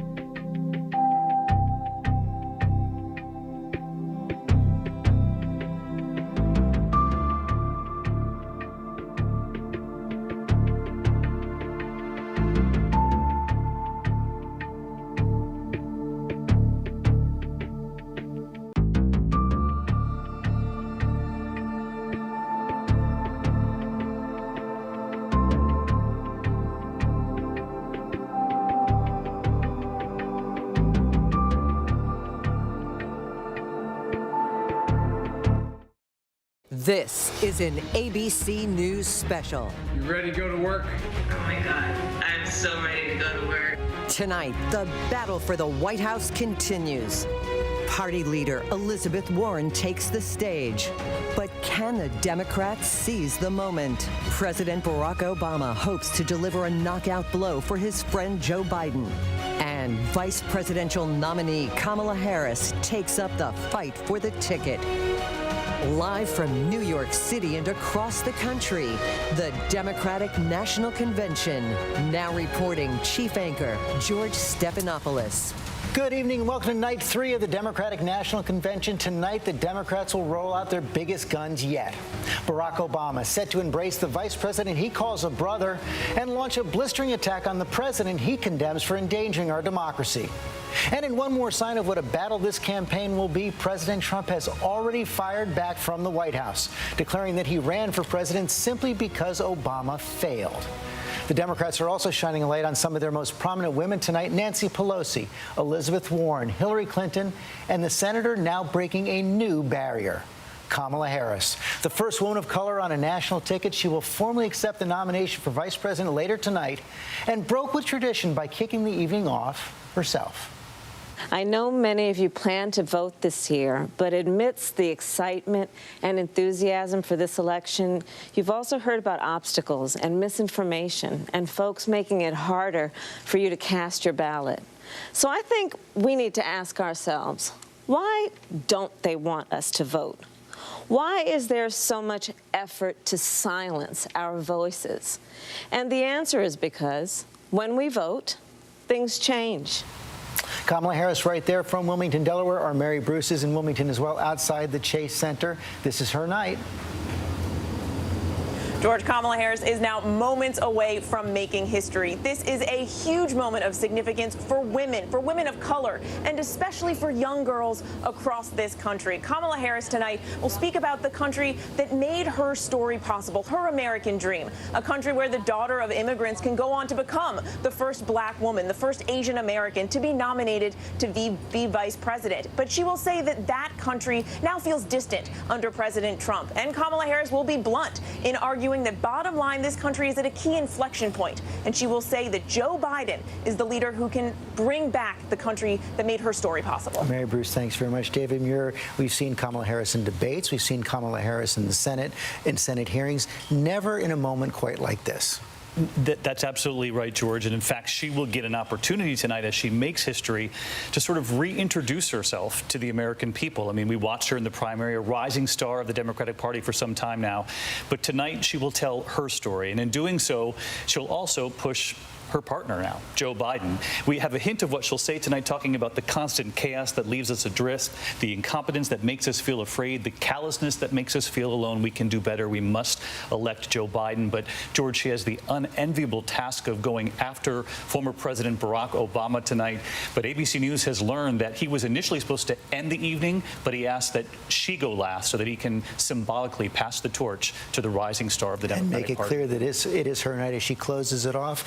Kamala Harris is a prosecutor as well. We might see a flash of that. I imagine we will. And as much as this night is historic and about how the Biden-Harris ticket is going to tackle these crises of immigration, gun control, health care in this country, I think that it's also, you know, there was an awful lot of pressure on Biden to pick a black woman as his running mate. And now we're going to get a chance to get a sense more of who she is. This is someone who, as a student, worked at McDonald's on the fries and the ice cream, and somebody who has said that she eats no for breakfast. She says that you have to tell her at least 5 times before she even hears it. And I think that that's part of what's made her, she has said, such a history maker, having multiple positions where she was the first woman of color. She will make history tonight. 4 years ago, Hillary Clinton made history when she became the first woman to be nominated for President of the United States for the Democratic Party. She spoke earlier tonight. It took 7 decades of suffragists marching, picketing, and going to jail to push us closer to a more perfect union. 55 years ago, John Lewis marched and bled in Selma because that work was unfinished. Tonight, I'm thinking of the girls and boys who see themselves in America's future because of Kamala Harris, a black woman, the daughter of Jamaican and Indian immigrants, and our nominee for vice president. This is our country's story, breaking down barriers and expanding the circle of possibility. And to the young people watching, don't give up on America. Despite our flaws and problems, we've come so far. We can still be a more just, equal country with opportunities previous generations could never have imagined. There's a lot of heartbreak in America now. And the truth is, many things were broken before the pandemic. But as the saying goes, the world breaks everyone, and afterward, many are strong at the broken places. That's Joe Biden. He knows how to keep going, unify, and lead, because he's done that for his family and country. So come November, if we're strong together, we'll heal together. We'll redeem the soul and the promise of our country, led by President Joe Biden and Vice President Kamala Harris. A little catch there in Hillary Clinton's voice as she talked about Joe Biden. Here with Rahm Emanuel, you've known Hillary Clinton a long time. You worked with Hillary Clinton. A very different kind of speech from 4 years ago, wearing the same white, but tonight speaking on behalf of someone else. Yeah, I mean, I think, you know, somebody who's studied both Clintons, worked with both Clintons, understudy, I have a master's degree in Clintonology. She is the best advocate for somebody else, and you saw it here. She knows Joe personally from not only senators, Situation Room, teammates, trying to pass health care, trying to do stuff on foreign policy, taking on a lot of assignments. I think she did an incredible job here and pounded hard with an authenticity. Your vote counts. This is not frivolous. I'm not going to, and you know, without being too much, this is not a game anymore. And you know the consequences of it. And I think she was very effective on what an election can mean and what it can, and the consequences of it. Can't have any more woulda, coulda, shoulda election. She said, Sarah Fagan, it's clear, friend, as you're watching the Democrats over these 3 nights, they are stung by what they consider kind of statistical fluke 4 years ago, winning the popular vote by 3 million and then losing the Electoral College by 77,000 votes. Yeah, that's still very raw for her, and you can tell. She believes she should have been the president. She won the popular vote. What struck me about these last couple nights is the female stars of the Democratic Party have been subtle in their attacks on Donald Trump. Michelle Obama was a little more direct than Hillary Clinton. Said his name. Right, but she was a little more direct, but it's been pretty effective. We talk so much in politics about suburban women, and they're the key to the election. It's almost like they're saying, it's too bad he's not up for the job. You know, I wanted him to be up to the job. He just can't get us there. And what they're saying to those women is, we know you don't agree with our progressive base, but stylistically, he can't be elected again. And I think it's been pretty effective. Yvette Simpson, coming into this convention, Joe Biden had an enthusiasm gap with Donald Trump, and certainly somewhat of an enthusiasm gap inside the party. People much more focused on defeating Donald Trump than supporting Joe Biden. Is that problem getting solved? I think it is. I think the announcement of Kamala Harris really did excite quite a bit of people, particularly black women who, as we know, hold communities, hold families, hold neighborhoods, hold churches. And so them mobilizing and getting excited about this is really exciting for a lot of people. I think the other thing is she balances him in ways. He even seemed more excited with her at the announcement than he's ever been. He seemed more sharp. He seemed more on it. And so I think this gives people something to be excited about. She's the future of the party. We were concerned about his ability to lead the party at this stage of his life, whether or not he was going to be bringing the past with him. She represents the future. And so I think the fact that they play off so well together, I think is part of the reason why the gap is getting filled here with her on the ticket. Chris Christie is a supporter of President Trump heading into the 3rd night. What are the Democrats doing right? What can Republicans take away from it for next week? Well, I think tonight tone has been good, and I think that there's been some real interesting contrasts with the way the president approaches his business, and that is a mellower tone than we had from Michelle Obama. I would argue she was an attack dog on Monday night. She did it very well, but she was an attack dog. That was very, very direct language. You don't see that tonight from Hillary Clinton. You haven't seen it from some of the others. You may see it from Elizabeth Warren in a couple of minutes, but I think that what the Republicans can learn from watching this is that if they don't want this to be a referendum on the president, they better start talking about issues fast next week. Make the contrast on issues. the progressive movement of the Democratic Party left and contrast it with what Donald Trump wants to do over the next 4 years. That is their only way to get suburban women back, is to make them think, you know what, I don't like him, but boy, do I not like my taxes being raised $3 trillion. Boy, I don't want Medicare for all, and I don't want a Green New Deal. That is next week. We have a lot more coming up here. Elizabeth Warren is next. We'll be right back.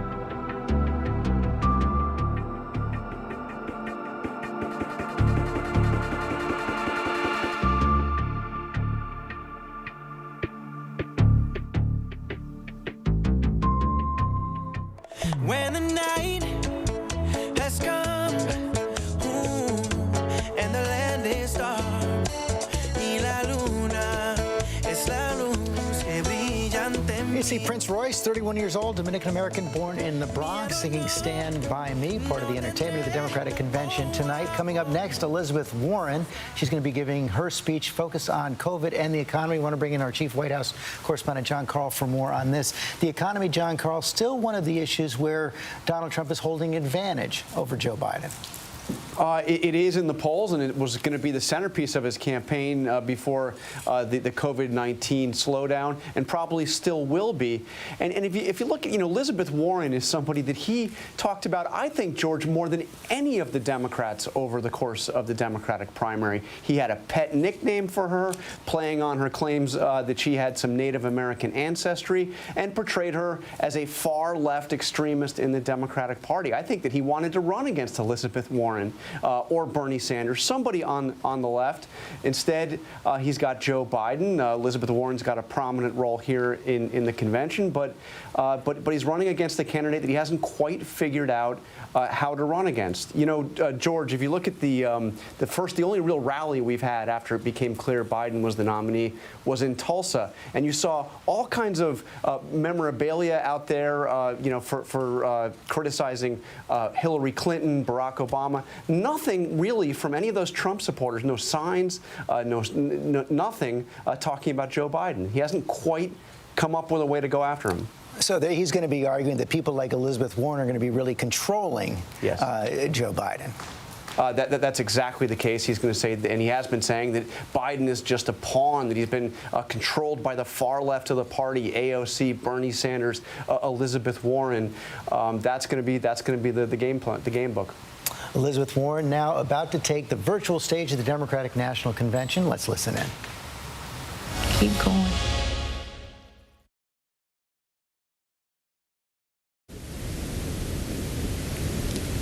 Tonight, we've heard from the people who make America work, people who put their lives on the line to keep our country going. And since COVID-19 hit, they've taken one gut punch after another. And what has the COVID fallout done to our babies? Well, I'm here at the Early Childhood Education Center in Springfield, Massachusetts, which has been closed for months. Childcare was already hard to find before the pandemic, and now parents are stuck. No idea when schools can safely reopen, and even fewer childcare options. The devastation is enormous, and the way I see it, big problems demand big solutions. Now, I love a good plan, and Joe Biden has some really good plans. Plans to bring back union jobs in manufacturing and create new union jobs in clean energy. Plans to increase Social Security benefits, cancel billions in student loan debt, and make our bankruptcy laws work for families instead of the creditors who cheat them. These plans reflect a central truth. Our economic system has been rigged to give bailouts to billionaires and kick dirt in the face of everyone else. But we can build a thriving economy by investing in families and fixing what's broken. Joe's plan to build back better includes making the wealthy pay their fair share, holding corporations accountable, repairing racial inequities, and fighting corruption in Washington. Let me tell you about one of Joe's plans that's especially close to my heart: childcare. As a little girl growing up in Oklahoma, what I wanted most in the world was to be a teacher. I loved teaching. And when I had babies and was juggling my first big teaching job down in Texas, it was hard. But I could do hard. The thing that almost sank me: childcare. One night, my Aunt Bee called just to check in, and I thought I was fine. But then I just broke down and started to cry. I had tried holding it all together, but without reliable childcare, working was nearly impossible. And when I told Aunt Bee I was going to quit my job, I thought my heart would break. And then she said the words that changed my life: "I can't get there tomorrow, but I'll come on Thursday." And she arrived with 7 suitcases and a Pekingese named Buddy and stayed for 16 years. I get to be here tonight because of my Aunt Bee. I learned a fundamental truth: nobody makes it on their own. And yet, here we are, 2 generations of working parents later. And if you have a baby and don't have an Aunt B, you're on your own. And here's why that is wrong. We build infrastructure like roads and bridges and communication systems so that people can work. That infrastructure helps us all because it keeps our economy going.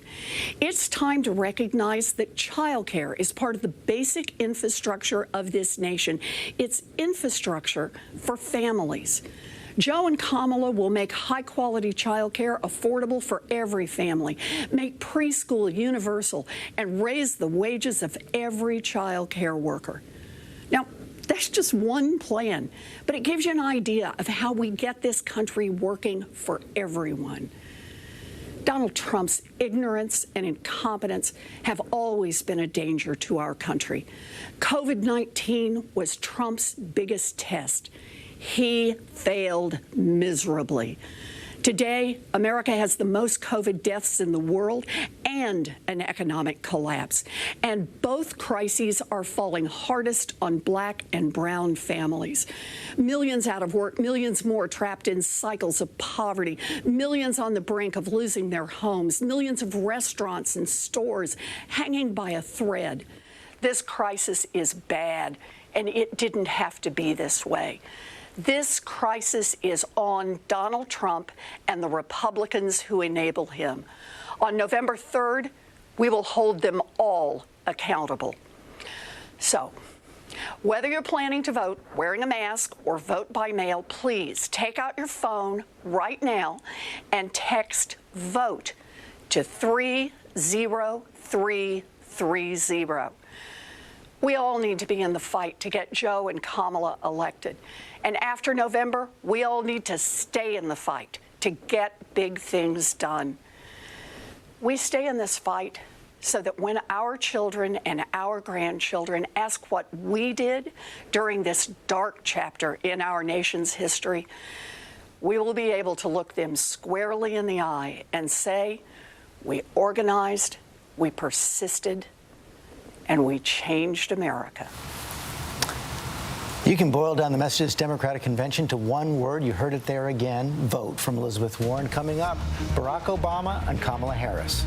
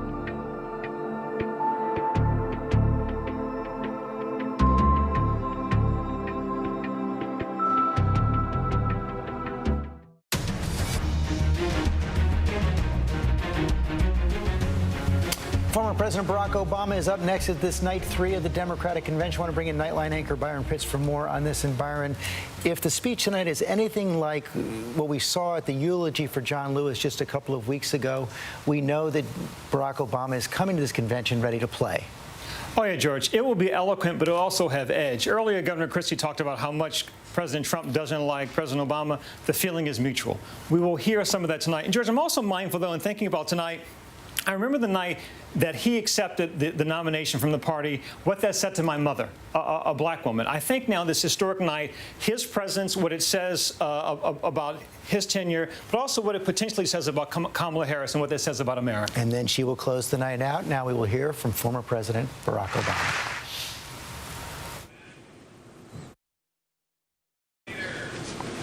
Good evening, everybody. As you've seen by now, this isn't a normal convention. It's not a normal time. So tonight, I want to talk as plainly as I can about the stakes in this election. Because what we do these next 76 days will echo through generations to come. I'm in Philadelphia, where our Constitution was drafted and signed. It wasn't a perfect document. It allowed for the inhumanity of slavery and failed to guarantee women, and even men who didn't own property, the right to participate in the political process. But embedded in this document was a North Star that would guide future generations. A system of representative government, a democracy, through which we could better realize our highest ideals. Through civil war and bitter struggles, we improved this Constitution to include the voices of those who'd once been left out. And gradually, we made this country more just and more equal and more free. The one constitutional office elected by all of the people is the presidency. So at a minimum, we should expect a president to feel a sense of responsibility for the safety and welfare of all 330 million of us, regardless of what we look like, how we worship, who we love, how much money we have, or who we voted for. But we should also expect a president to be the custodian of this democracy. We should expect that regardless of ego, ambition, or political beliefs, the president will preserve, protect, and defend the freedoms and ideals that so many Americans marched for, went to jail for, fought for, and died for. I have sat in the Oval Office with both of the men who are running for president. I never expected that my successor would embrace my vision or continue my policies. I did hope, for the sake of our country, that Donald Trump might show some interest in taking the job seriously.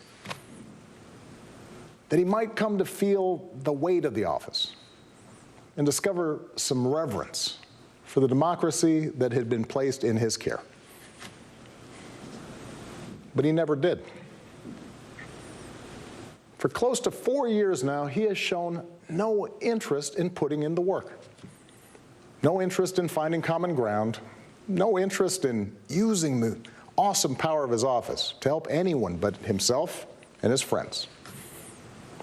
No interest in treating the presidency as anything but one more reality show that he can use to get the attention he craves. Donald Trump hasn't grown into the job because he can't. And the consequences of that failure are severe. 170,000 Americans dead. Millions of jobs gone, while those at the top take in more than ever. Our worst impulses unleashed, our proud reputation around the world badly diminished, and our democratic institutions threatened like never before. Now, I know that in times as polarized as these, most of you have already made up your mind. But maybe you're still not sure which candidate you'll vote for. or whether you'll vote at all. Maybe you're tired of the direction we're headed, but you can't see a better path yet, or you just don't know enough about the person who wants to lead us there. So let me tell you about my friend, Joe Biden. 12 years ago, when I began my search for a vice president, I didn't know I'd end up finding a brother. Joe and I come from different places, different generations, but what I quickly came to admire about Joe Biden is his resilience, born of too much struggle, his empathy, born of too much grief. Joe is a man who learned early on to treat every person he meets with respect and dignity, living by the words his parents taught him. No one's better than you, Joe, but you're better than nobody. That empathy, that decency, the belief that everybody counts, that's who Joe is. When he talks with someone who's lost her job, Joe remembers the night his father sat him down to say that he'd lost his. When Joe listens to a parent who's trying to hold it all together right now, he does it as a single dad who took the train back to Wilmington each and every night so he could tuck his kids into bed. When he meets with military families who've lost their hero, he does it as a kindred spirit, the parent of an American soldier, somebody whose faith has endured the hardest loss there is. For 8 years, Joe was the last one in the room whenever I faced a big decision. He made me a better president, and he's got the character and the experience to make us a better country. And in my friend Kamala Harris, he's chosen an ideal partner who is more than prepared for the job. Someone who knows what it's like to overcome barriers and who's made a career fighting to help others live out their own American dream. Along with the experience needed to get things done, Joe and Kamala have concrete policies that will turn their vision of a better, fairer, stronger country into reality. They will get this pandemic under control, like Joe did when he helped me manage H1N1 and prevent an Ebola outbreak from reaching our shores. They'll expand health care to more Americans, like Joe and I did 10 years ago, when he helped craft the Affordable Care Act and nail down the votes to make it the law. They'll rescue the economy, like Joe helped me do after the Great Recession. I asked him to manage the Recovery Act, which jump-started the longest stretch of job growth in history. And he sees this moment now, not as a chance to get back to where we were, but to make long overdue changes so that our economy actually makes life a little easier for everybody. Whether it's the waitress trying to raise a kid on her own, or the shift worker always on the edge of getting laid off, or the student figuring out how to pay for next semester's classes. Joe and Kamala will restore our standing in the world. And as we've learned from this pandemic, that matters. Joe knows the world, and the world knows him. He knows that our true strength comes from setting an example that the world wants to follow. A nation that stands with democracy, not dictators. A nation that can inspire and mobilize others to overcome threats like climate change and terrorism, poverty and disease. But more than anything, what I know about Joe, what I know about Kamala, is that they actually care about every American, and that they care deeply about this democracy. They believe that in a democracy, the right to vote is sacred, and we should be making it easier for people to cast their ballots, not harder. They believe that no one, including the president, is above the law, and that no public official, including the president, should use their office to enrich themselves or their supporters. They understand that in this democracy, the commander-in-chief does not use the men and women of our military who are willing to risk everything to protect our nation as political props to deploy against peaceful protesters on our own soil. They understand that political opponents aren't un-American just because they disagree with you. A free press isn't the enemy, but the way we hold officials accountable. That our ability to work together to solve big problems like a pandemic depend on a fidelity to facts and science and logic, and not just making stuff up. None of this should be controversial. These shouldn't be Republican principles or Democratic principles. They are American principles. But at this moment, this president and those who enable him have shown they don't believe in these things. Tonight, I'm asking you to believe in Joe and Kamala's ability to lead this country out of these dark times and build it back better. But here's the thing. No single American can fix this country alone, not even a president. Democracy was never meant to be transactional. You give me your vote, I make everything better. It requires an active and informed citizenry.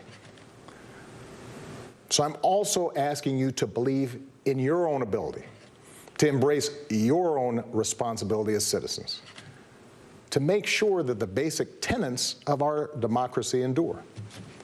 Because that's what's at stake right now. Our democracy. Look, I understand why a lot of Americans are down on government. The way the rules have been set up and abused in Congress make it easier for special interests to stop progress than to make progress. Believe me, I know it.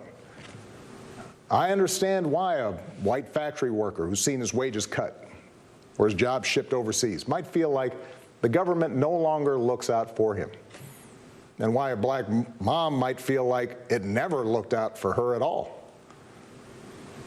I understand why a new immigrant might look around this country and wonder whether there's still a place for him here.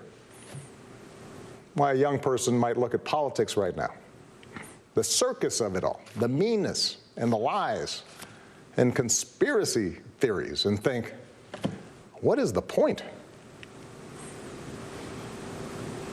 Well, here's the point. This president and those in power, those who benefit from keeping things the way they are counting on your cynicism. They know they can't win you over with their policies.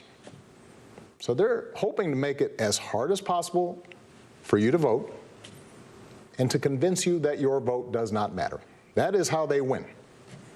That is how they get to keep making decisions that affect your life and the lives of the people you love.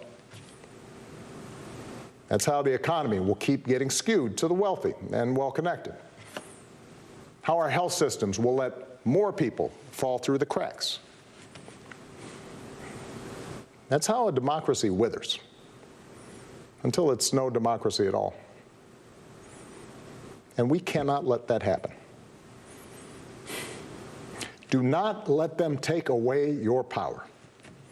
Do not let them take away your democracy. Make a plan right now for how you are going to get involved and vote. Do it as early as you can and tell your family and friends how they can vote too. Do what Americans have done for over 2 centuries when faced with even tougher times than this. All those quiet heroes who found the courage to keep marching, keep pushing in the face of hardship and injustice. Last month, we lost a giant of American democracy in John Lewis. And some years ago, I sat down with John and a few remaining leaders of the early civil rights movement.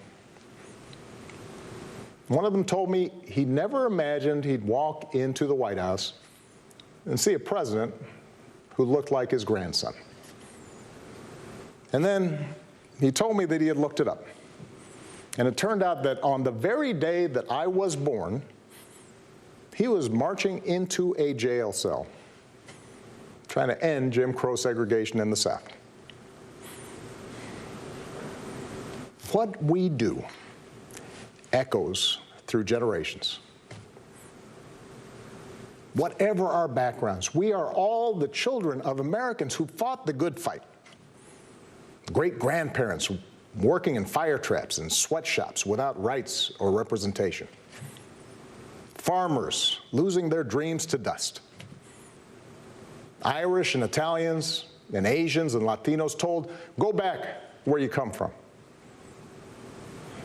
Jews and Catholics, Muslims and Sikhs made to feel suspect for the way they worshiped. Black Americans chained and whipped and hanged, spit on for trying to sit at lunch counters, beaten for trying to vote. If anyone had a right to believe that this democracy did not work and could not work, it was those Americans, our ancestors. They were on the receiving end of a democracy that had fallen short all their lives. They knew how far the daily reality of America strayed from the myth. And yet, instead of giving up, they joined together. And they said, somehow, some way, we are going to make this work. We are going to bring those words in our founding documents to life.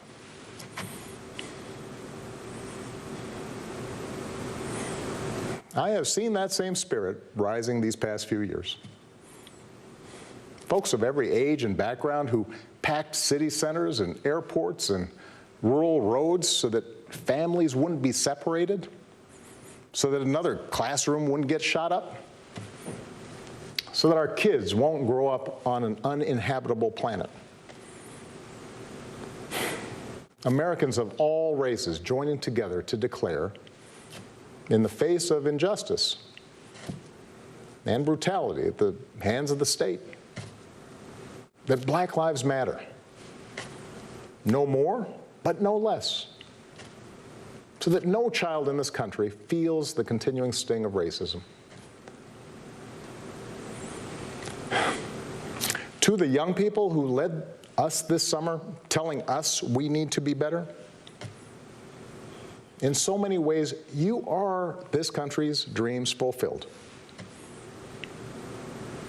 Earlier generations had to be persuaded that everyone has equal worth. For you, it's a given, a conviction. And what I want you to know is that for all its messiness and frustrations, your system of self-government can be harnessed to help you realize those convictions for all of us. You can give our democracy new meaning. You can take it to a better place.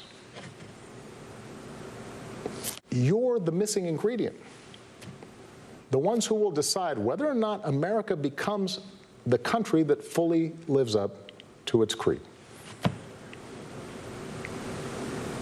That work will continue long after this election. But any chance of success depends entirely on the outcome of this election. This administration has shown it will tear our democracy down if that's what it takes for them to win. So we have to get busy building it up by pouring all our efforts into these 76 days and by voting like never before for Joe and Kamala and candidates up and down the ticket so that we leave no doubt about what this country that we love stands for today and for all our days to come. Stay safe. God bless. Barely restrained passion there from Barack Obama, calling on a new generation of Americans to echo the ancestors who made our democracy work, and drawing a stark contrast between Joe Biden, who he says believes that everybody counts, and the President of the United States, who's shown no interest in using the awesome power of his office to help anyone but himself. Now the nomination of Kamala Harris. Groundbreaking ideas to protect families and keep them together by reducing recidivism. I am so thrilled for her to become the Vice President of the United States. Now, please welcome our convention chair, Congressman.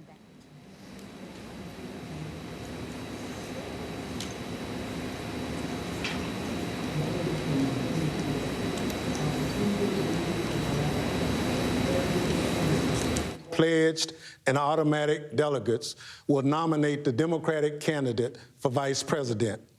In accordance with our rules, Vice President Biden has nominated Senator Kamala Harris as his vice presidential candidate. Our rules further provide that if only one candidate is nominated for vice president, the chair is authorized to declare the nominee the Democratic candidate for vice president. As such, with only one nomination received and pursuant to our rules, I hereby declare that Kamala Harris is elected as the Democratic candidate for Vice President. I'm pleased to report that Vice Presidential candidate Kamala Harris has been invited to deliver an acceptance speech. Kamala Harris is my auntie. My stepmom. My big sister, which means you'll always be my older sister. And there are some things we'd like to share with you. To my brother and me, you'll always be Mamala, the world's greatest stepmom. You're my role model who taught me I could do and be anything I wanted. My very first friend, my confidant, my partner in mischief and in justice. You're a rock, not just for our dad, but for 3 generations of our big blended family. You showed me the importance of public service and made sure I grew up surrounded by smart, strong, ambitious women every day.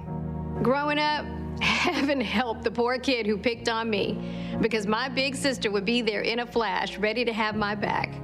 Well, now we've got your back as you and Joe fight to protect our democracy. And there's no union more perfect than the one that brings us all to your kitchen table every Sunday night for stir fry, feta chicken, or spaghetti and meatball family dinners. And now that I'm a mom, you're showing my daughters and so many girls around the world who look like them what's possible and what it's like to move through the world as fierce, formidable, phenomenal women in their own unique way. I love you. I admire you. I am so proud of you. And even though Mommy's not here to see her first daughter step into history, the entire nation will see in your strength, your integrity, your intelligence, and your optimism, the values that she raised us with. We love you, Mamala. We're so proud of you, Auntie. You mean the world to us, Kamala. And we could not be more excited to share you with the world as the next Vice President. Vice President of the United States.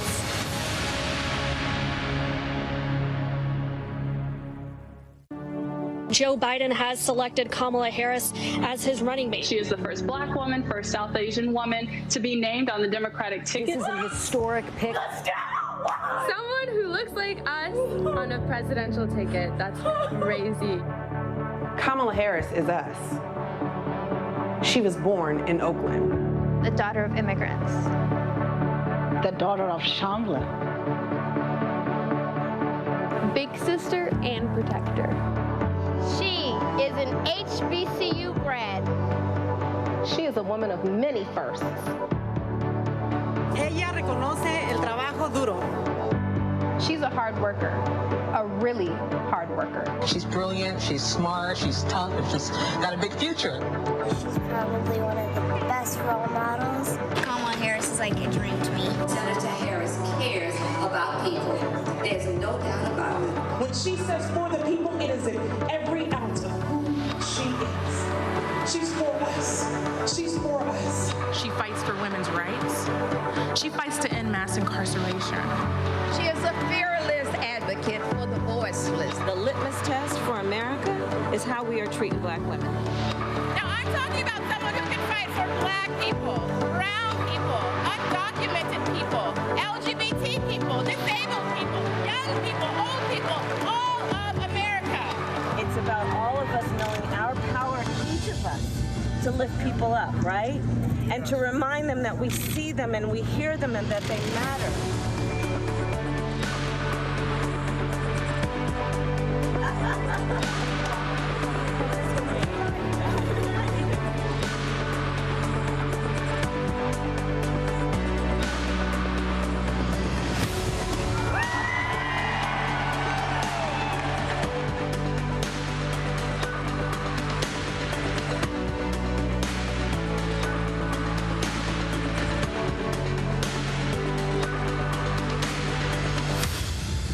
Vice President of the United States?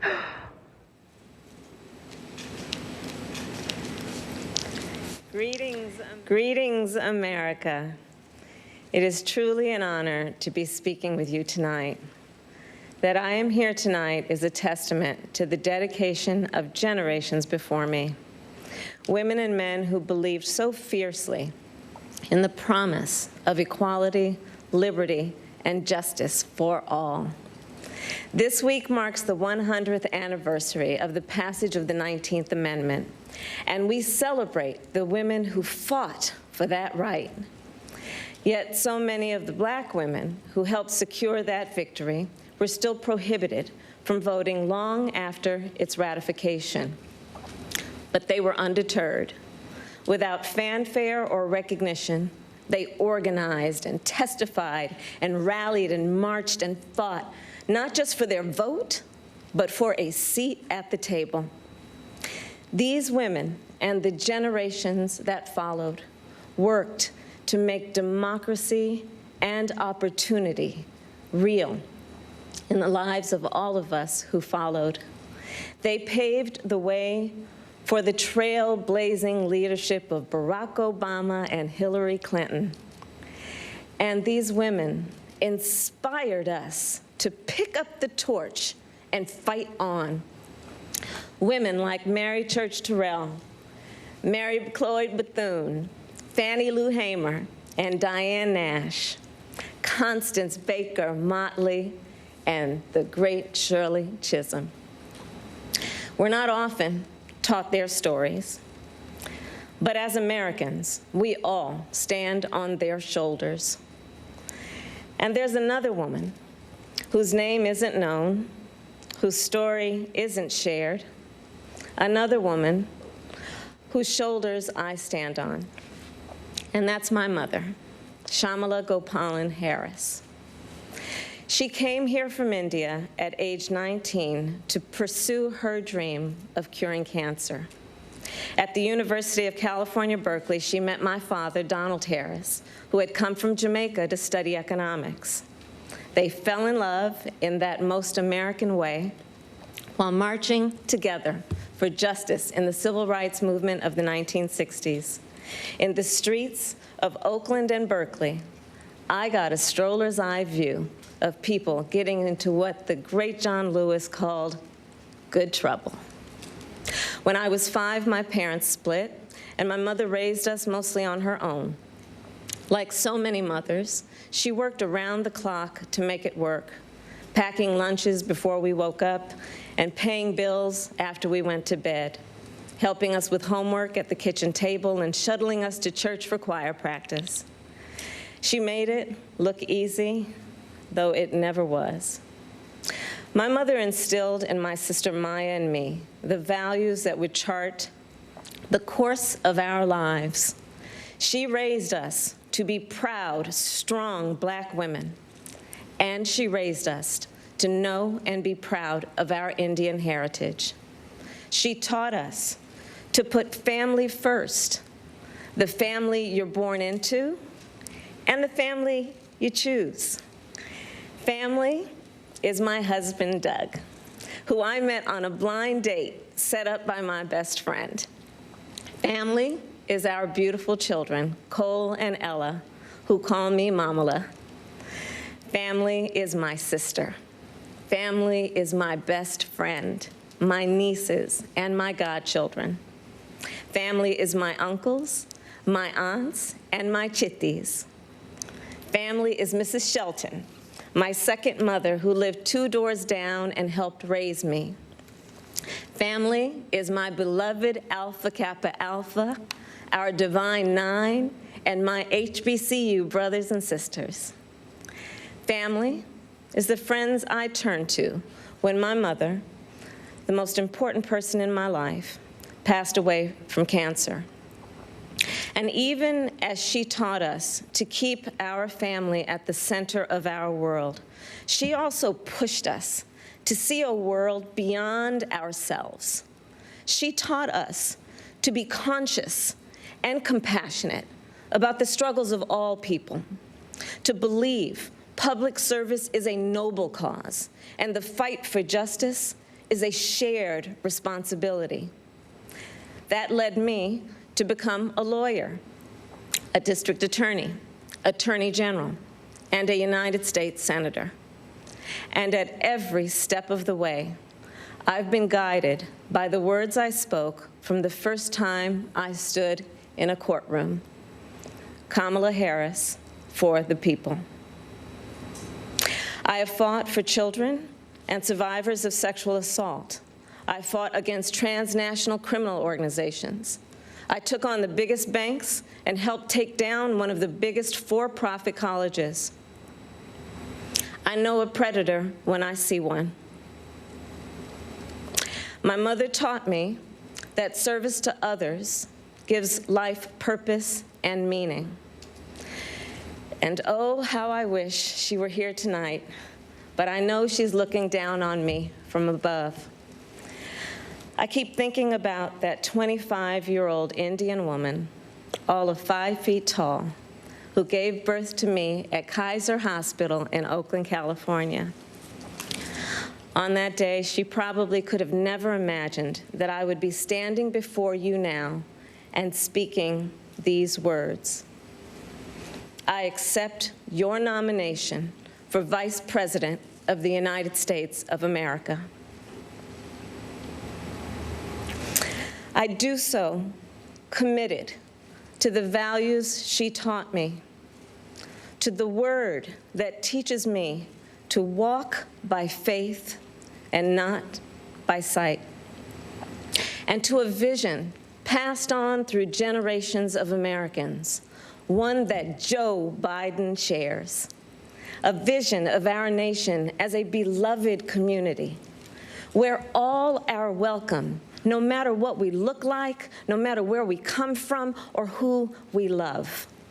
A country where we may not agree on every detail, but we are united by the fundamental belief that every human being is of infinite worth, deserving of compassion, dignity, and respect. A country where we look out for one another, where we rise and fall as one, where we face our challenges and celebrate our triumphs together. Today, that country feels distant. Donald Trump's failure of leadership has cost lives and livelihoods. If you're a parent struggling with your child's remote learning, or you're a teacher struggling on the other side of that screen, you know what we're doing right now is not working.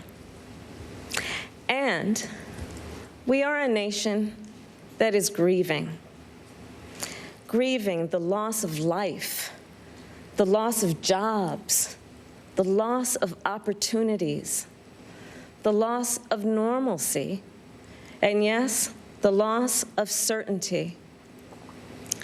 And while this virus touches us all, we got to be honest, it is not an equal opportunity offender. Black, Latino, and indigenous people are suffering and dying disproportionately. And this is not a coincidence. It is the effect of structural racism, of inequities in education and technology, healthcare and housing, job security and transportation, the injustice in reproductive and maternal health care, in the excessive use of force by police, and in our broader criminal justice system. This virus, it has no eyes, and yet it knows exactly how we see each other and how we treat each other. And let's be clear, there is no vaccine for racism. We've got to do the work. For George Floyd, for Breonna Taylor, for the lives of too many others to name, for our children, and for all of us. We've got to do the work to fulfill that promise of equal justice under law. Because here's the thing, none of us are free until all of us are free. So we're at an inflection point. The constant chaos leaves us adrift. The incompetence makes us feel afraid. The callousness makes us feel alone. It's a lot. And here's the thing, we can do better and deserve so much more. We must elect a president who will bring something different, something better, and do the important work. A president who will bring all of us together, Black, white, Latino, Asian, Indigenous, to achieve the future we collectively want. We must elect Joe Biden. And I will tell you, I knew Joe as vice president. I knew Joe on the campaign trail. And I first got to know Joe as the father of my friend. So Joe's son, Beau, and I served as attorneys general of our states, Delaware and California. During the Great Recession, he and I spoke on the phone nearly every day, working together to win back billions of dollars for homeowners from the big banks that foreclosed on people's homes. And Beau and I, we would talk about his family, how as a single father, Joe would spend 4 hours every day riding the train back and forth from Wilmington to Washington. Beau and Hunter got to have breakfast every morning with their dad. They went to sleep every night with the sound of his voice reading bedtime stories. And while they endured an unspeakable loss, those two little boys always knew that they were deeply, unconditionally loved. And what also moved me about Joe is the work that he did as he was going back and forth. This is the leader who wrote the Violence Against Women Act and enacted the assault weapons ban, who as vice president implemented the Recovery Act, which brought our country back from the Great Recessions. He championed the Affordable Care Act, protecting millions of Americans with pre-existing conditions, who spent decades promoting American values and interests around the world. Joe, he believes we stand with our allies and stand up to our adversaries. Right now, we have a president who turns our tragedies into political weapons. Joe will be a president who turns our challenges into purpose. Joe will bring us together to build an economy that doesn't leave anyone behind, where a good-paying job is the floor, not the ceiling. Joe will bring us together to end this pandemic and make sure that we are prepared for the next one.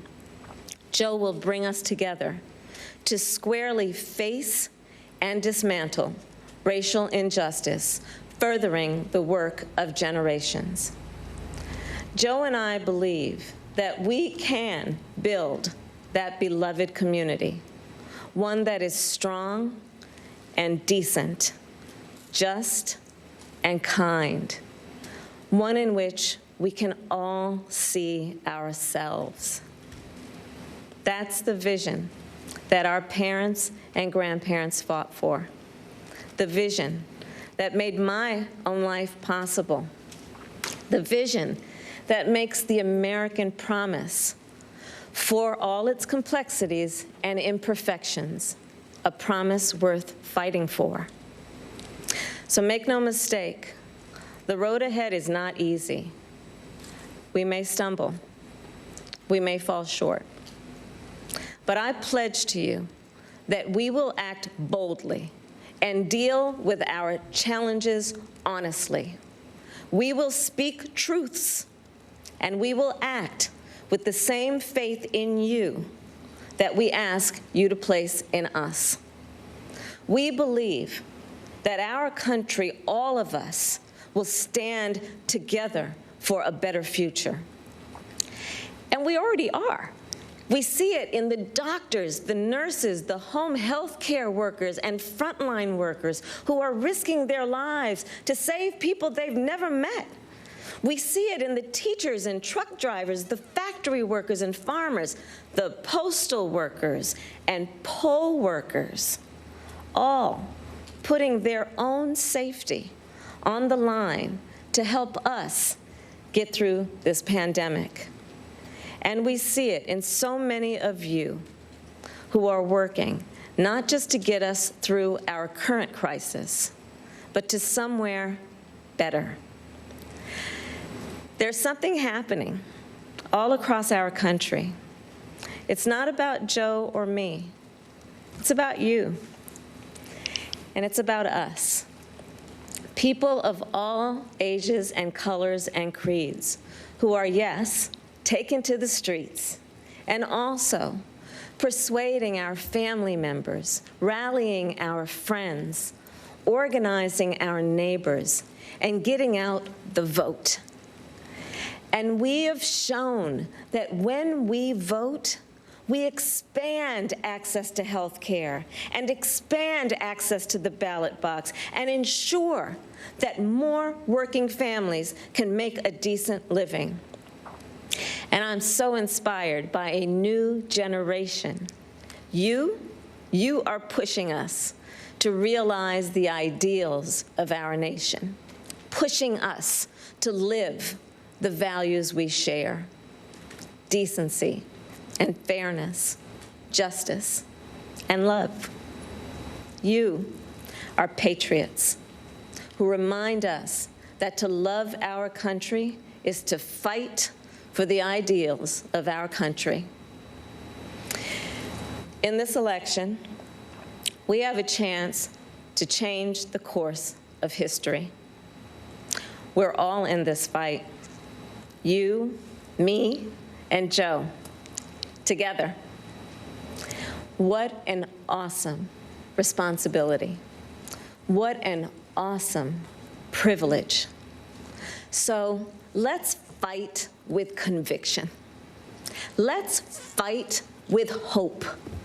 Let's fight with confidence in ourselves and a commitment to each other, to the America we know is possible, the America we love. And years from now, this moment will have passed, and our children and our grandchildren will look in our eyes, and they're going to ask us, where were you when the stakes were so high?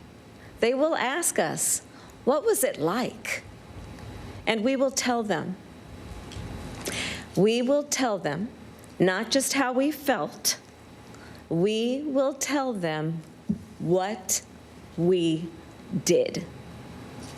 Thank you. God bless you, and God bless the United States of America. Kamala Harris, the pageantry may be missing, but make no mistake, that was a moment of history right there. The first woman of color to accept a nomination for president or vice president on a national ticket. She spoke personally, there's some applause right there, lighting her up, about her four women in the civil rights movement. People like Fannie Lou Hamer and Shirley Chisholm. She spoke personally about her mom, an immigrant from India. She also spoke very plainly. Quote, I know a predator when I see one. There is no vaccine for racism. She talked about structural racism. I don't think we've heard that at a convention speech before, talking about the inequities hitting minority communities all across the country during this COVID crisis. But she is all smiles now as she prepares to meet her family and her running mate, Joe Biden, right there. Socially distanced hug.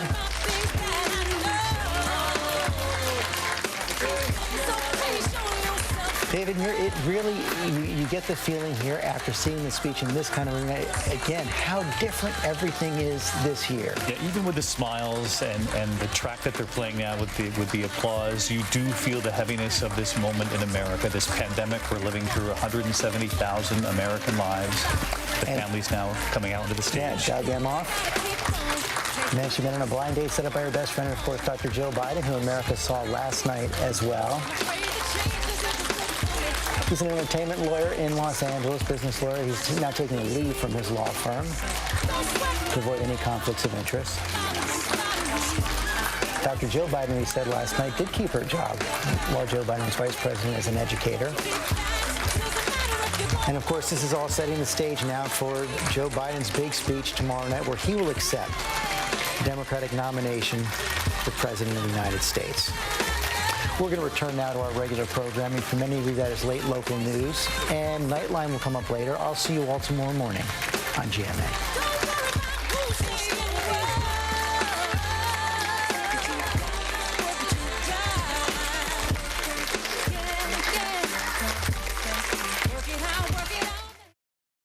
With so much at stake, so much on the line.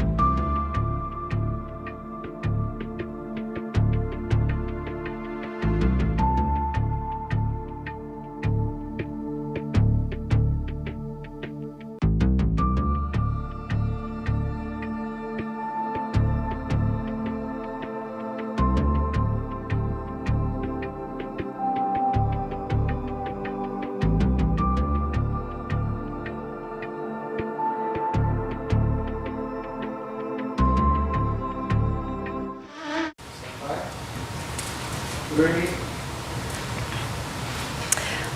are joined now by Chris Christie, the former governor of New Jersey, Rahm Emanuel, the former mayor of Chicago, ABC News contributor Yvette Simpson, and Republican strategist Sarah Fagan. Tonight was certainly historic. Kamala Harris, the first black woman and South Asian American woman on a major party ticket. She just finished up with her speech. Talk to us about, first of all, your impressions, Yvette, and also the magnitude of this moment. I want to start with the magnitude. I mean, it is a big, big moment, and I think as a black woman leader, I have to say that we can't underestimate the magnitude of the moment. And I think she did what she needed to do today.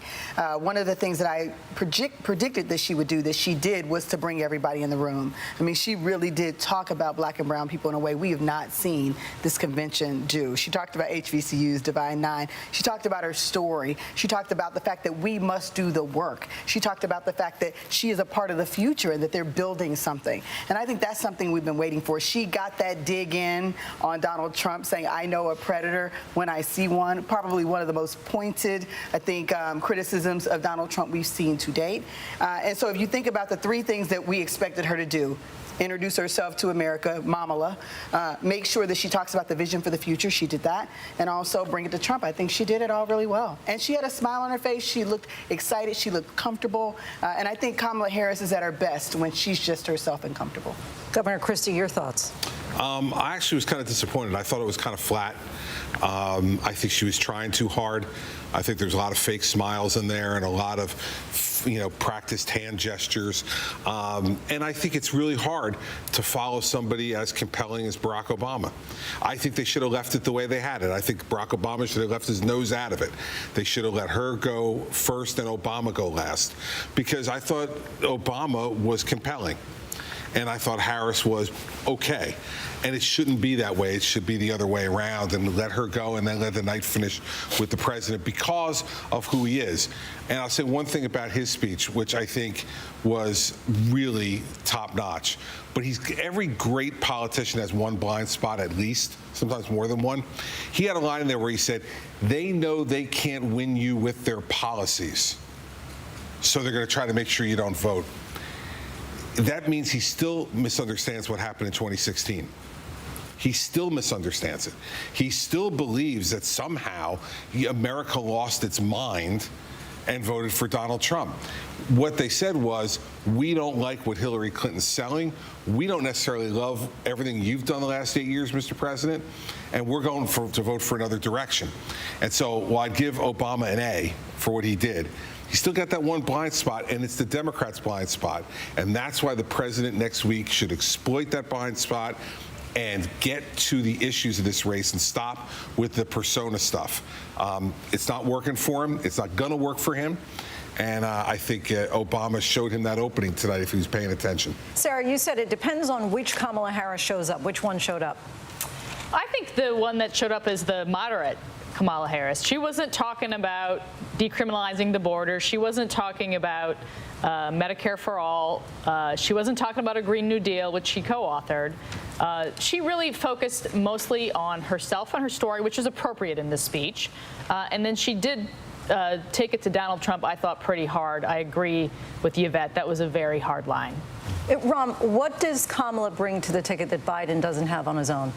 Well, I think that package, you got to look at them together. And I think she has an energy, a vivaciousness, and just a lust of life that is there. I do want to, though, return to one thing about Obama's speech. When you look at the two different settings, one was stark, the other one had rich history and emotion to it. There's a critical moment in healthcare, and this is what reminded me. We're in the over in the cabinet room. The Democrats, House and Senate, were in a tough moment negotiating. The race in Massachusetts is happening to replace Ted Kennedy. The President and I go back into the Oval, and he says, give me the ball. I want to go in. We got 3 seconds. Give me the ball. And it's this, and he brought his 3-shot to this. I thought that was one of the, and I've seen a lot of his speeches, one of the best he has given. It was controlled. It was concise. It laid out the consequences of this election, what the meaning of our history is, and all of us in a process. And I think he made a very compelling case why Donald Trump has failed all of us, and we have a responsibility, not just to blame him, but our responsibility to act, and that's voting. And after that, I think she did a great job for the ticket. I would, I don't want to quibble here. I would have done she was left with trying to explain her history. That should have been about in the movie. There's other pieces should have been there in that. I think she did a great job for the ticket and introduced, as I think Sarah said, the agenda that she and Joe as a package will pursue. Did she energize the base? Well, there's no doubt the base is, as I said earlier, I think she brings 5 things, not one thing. That's why this has been a great ticket. She makes history. She excites the base. That's very clear. You can see it by the fundraising as one measure of that. She has reassuring moderate swing voters, especially in the suburbs and other women. She riles up Trump, and she draws Trump's fire away from Biden. Remember, what has happened? Biden's attacking Obama. He's attacking Kamala Harris. Trump is. As long as he leaves Biden with very little negatives, unlike what Hillary had, Biden has a really good chance. And everybody knows that if you have very low negatives, which is, Donald Trump is attacking everybody but the one person he's running against. So she's already serving the political strategic purpose of drawing and confusing Donald Trump with who he's running against. She missed an opportunity, though, as well. She has a background as a prosecutor. This is something that appeals to most Americans. Somebody who can be tough on crime when it's necessary. It's something she's championed for a big part of her career. She didn't say it tonight because it's not popular at the Democratic base.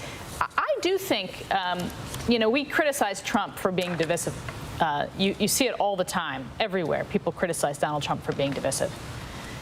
She had an opportunity tonight to talk about racism and law enforcement and bringing Americans together. These things are not mutually exclusive. We can fight racism, we can make police reforms, but cops aren't bad people. And, we haven't seen we haven't seen anything in this Democratic convention about a police officer and law enforcement. The one thing I got to know Joe Biden when I was working for President Clinton, when he was doing the Violence Against Women Act. We worked on that together jointly. He came out when we opened up in Chicago a first new domestic violence shelter. And I was surprised, given how many women were speaking today, that his work on the Violence Against Women's Act was really not central to their validation of his candidacy, given all the women. I think it was a missed opportunity because it was so essential to his record. That shows the division in the party. I know. The party, I don't buy that. There's a large swath of this party that are now anti-law enforcement. And it is vogue right now in large parts of the Democratic Party to be anti-law enforcement. And they better be careful about that. Because if that's the direction they go in, a lot of those independent voters we've been talking about tonight, they believe in police reforms like we did in Camden when I was governor, like Rahm did when he was mayor, but they still support the men and women in uniform in the main. And if they get themselves out on that track, it's going to give Trump another opening.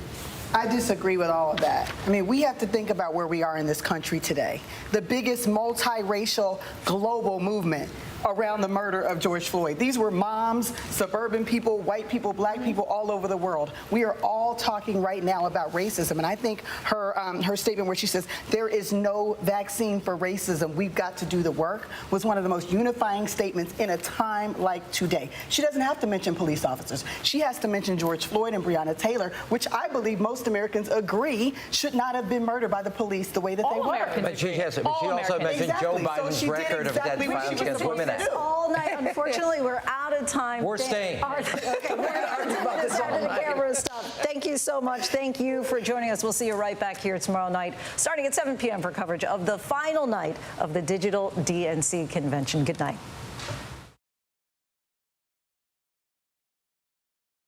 Sunday night, the ABC News exclusive. Joe Biden, Kamala Harris.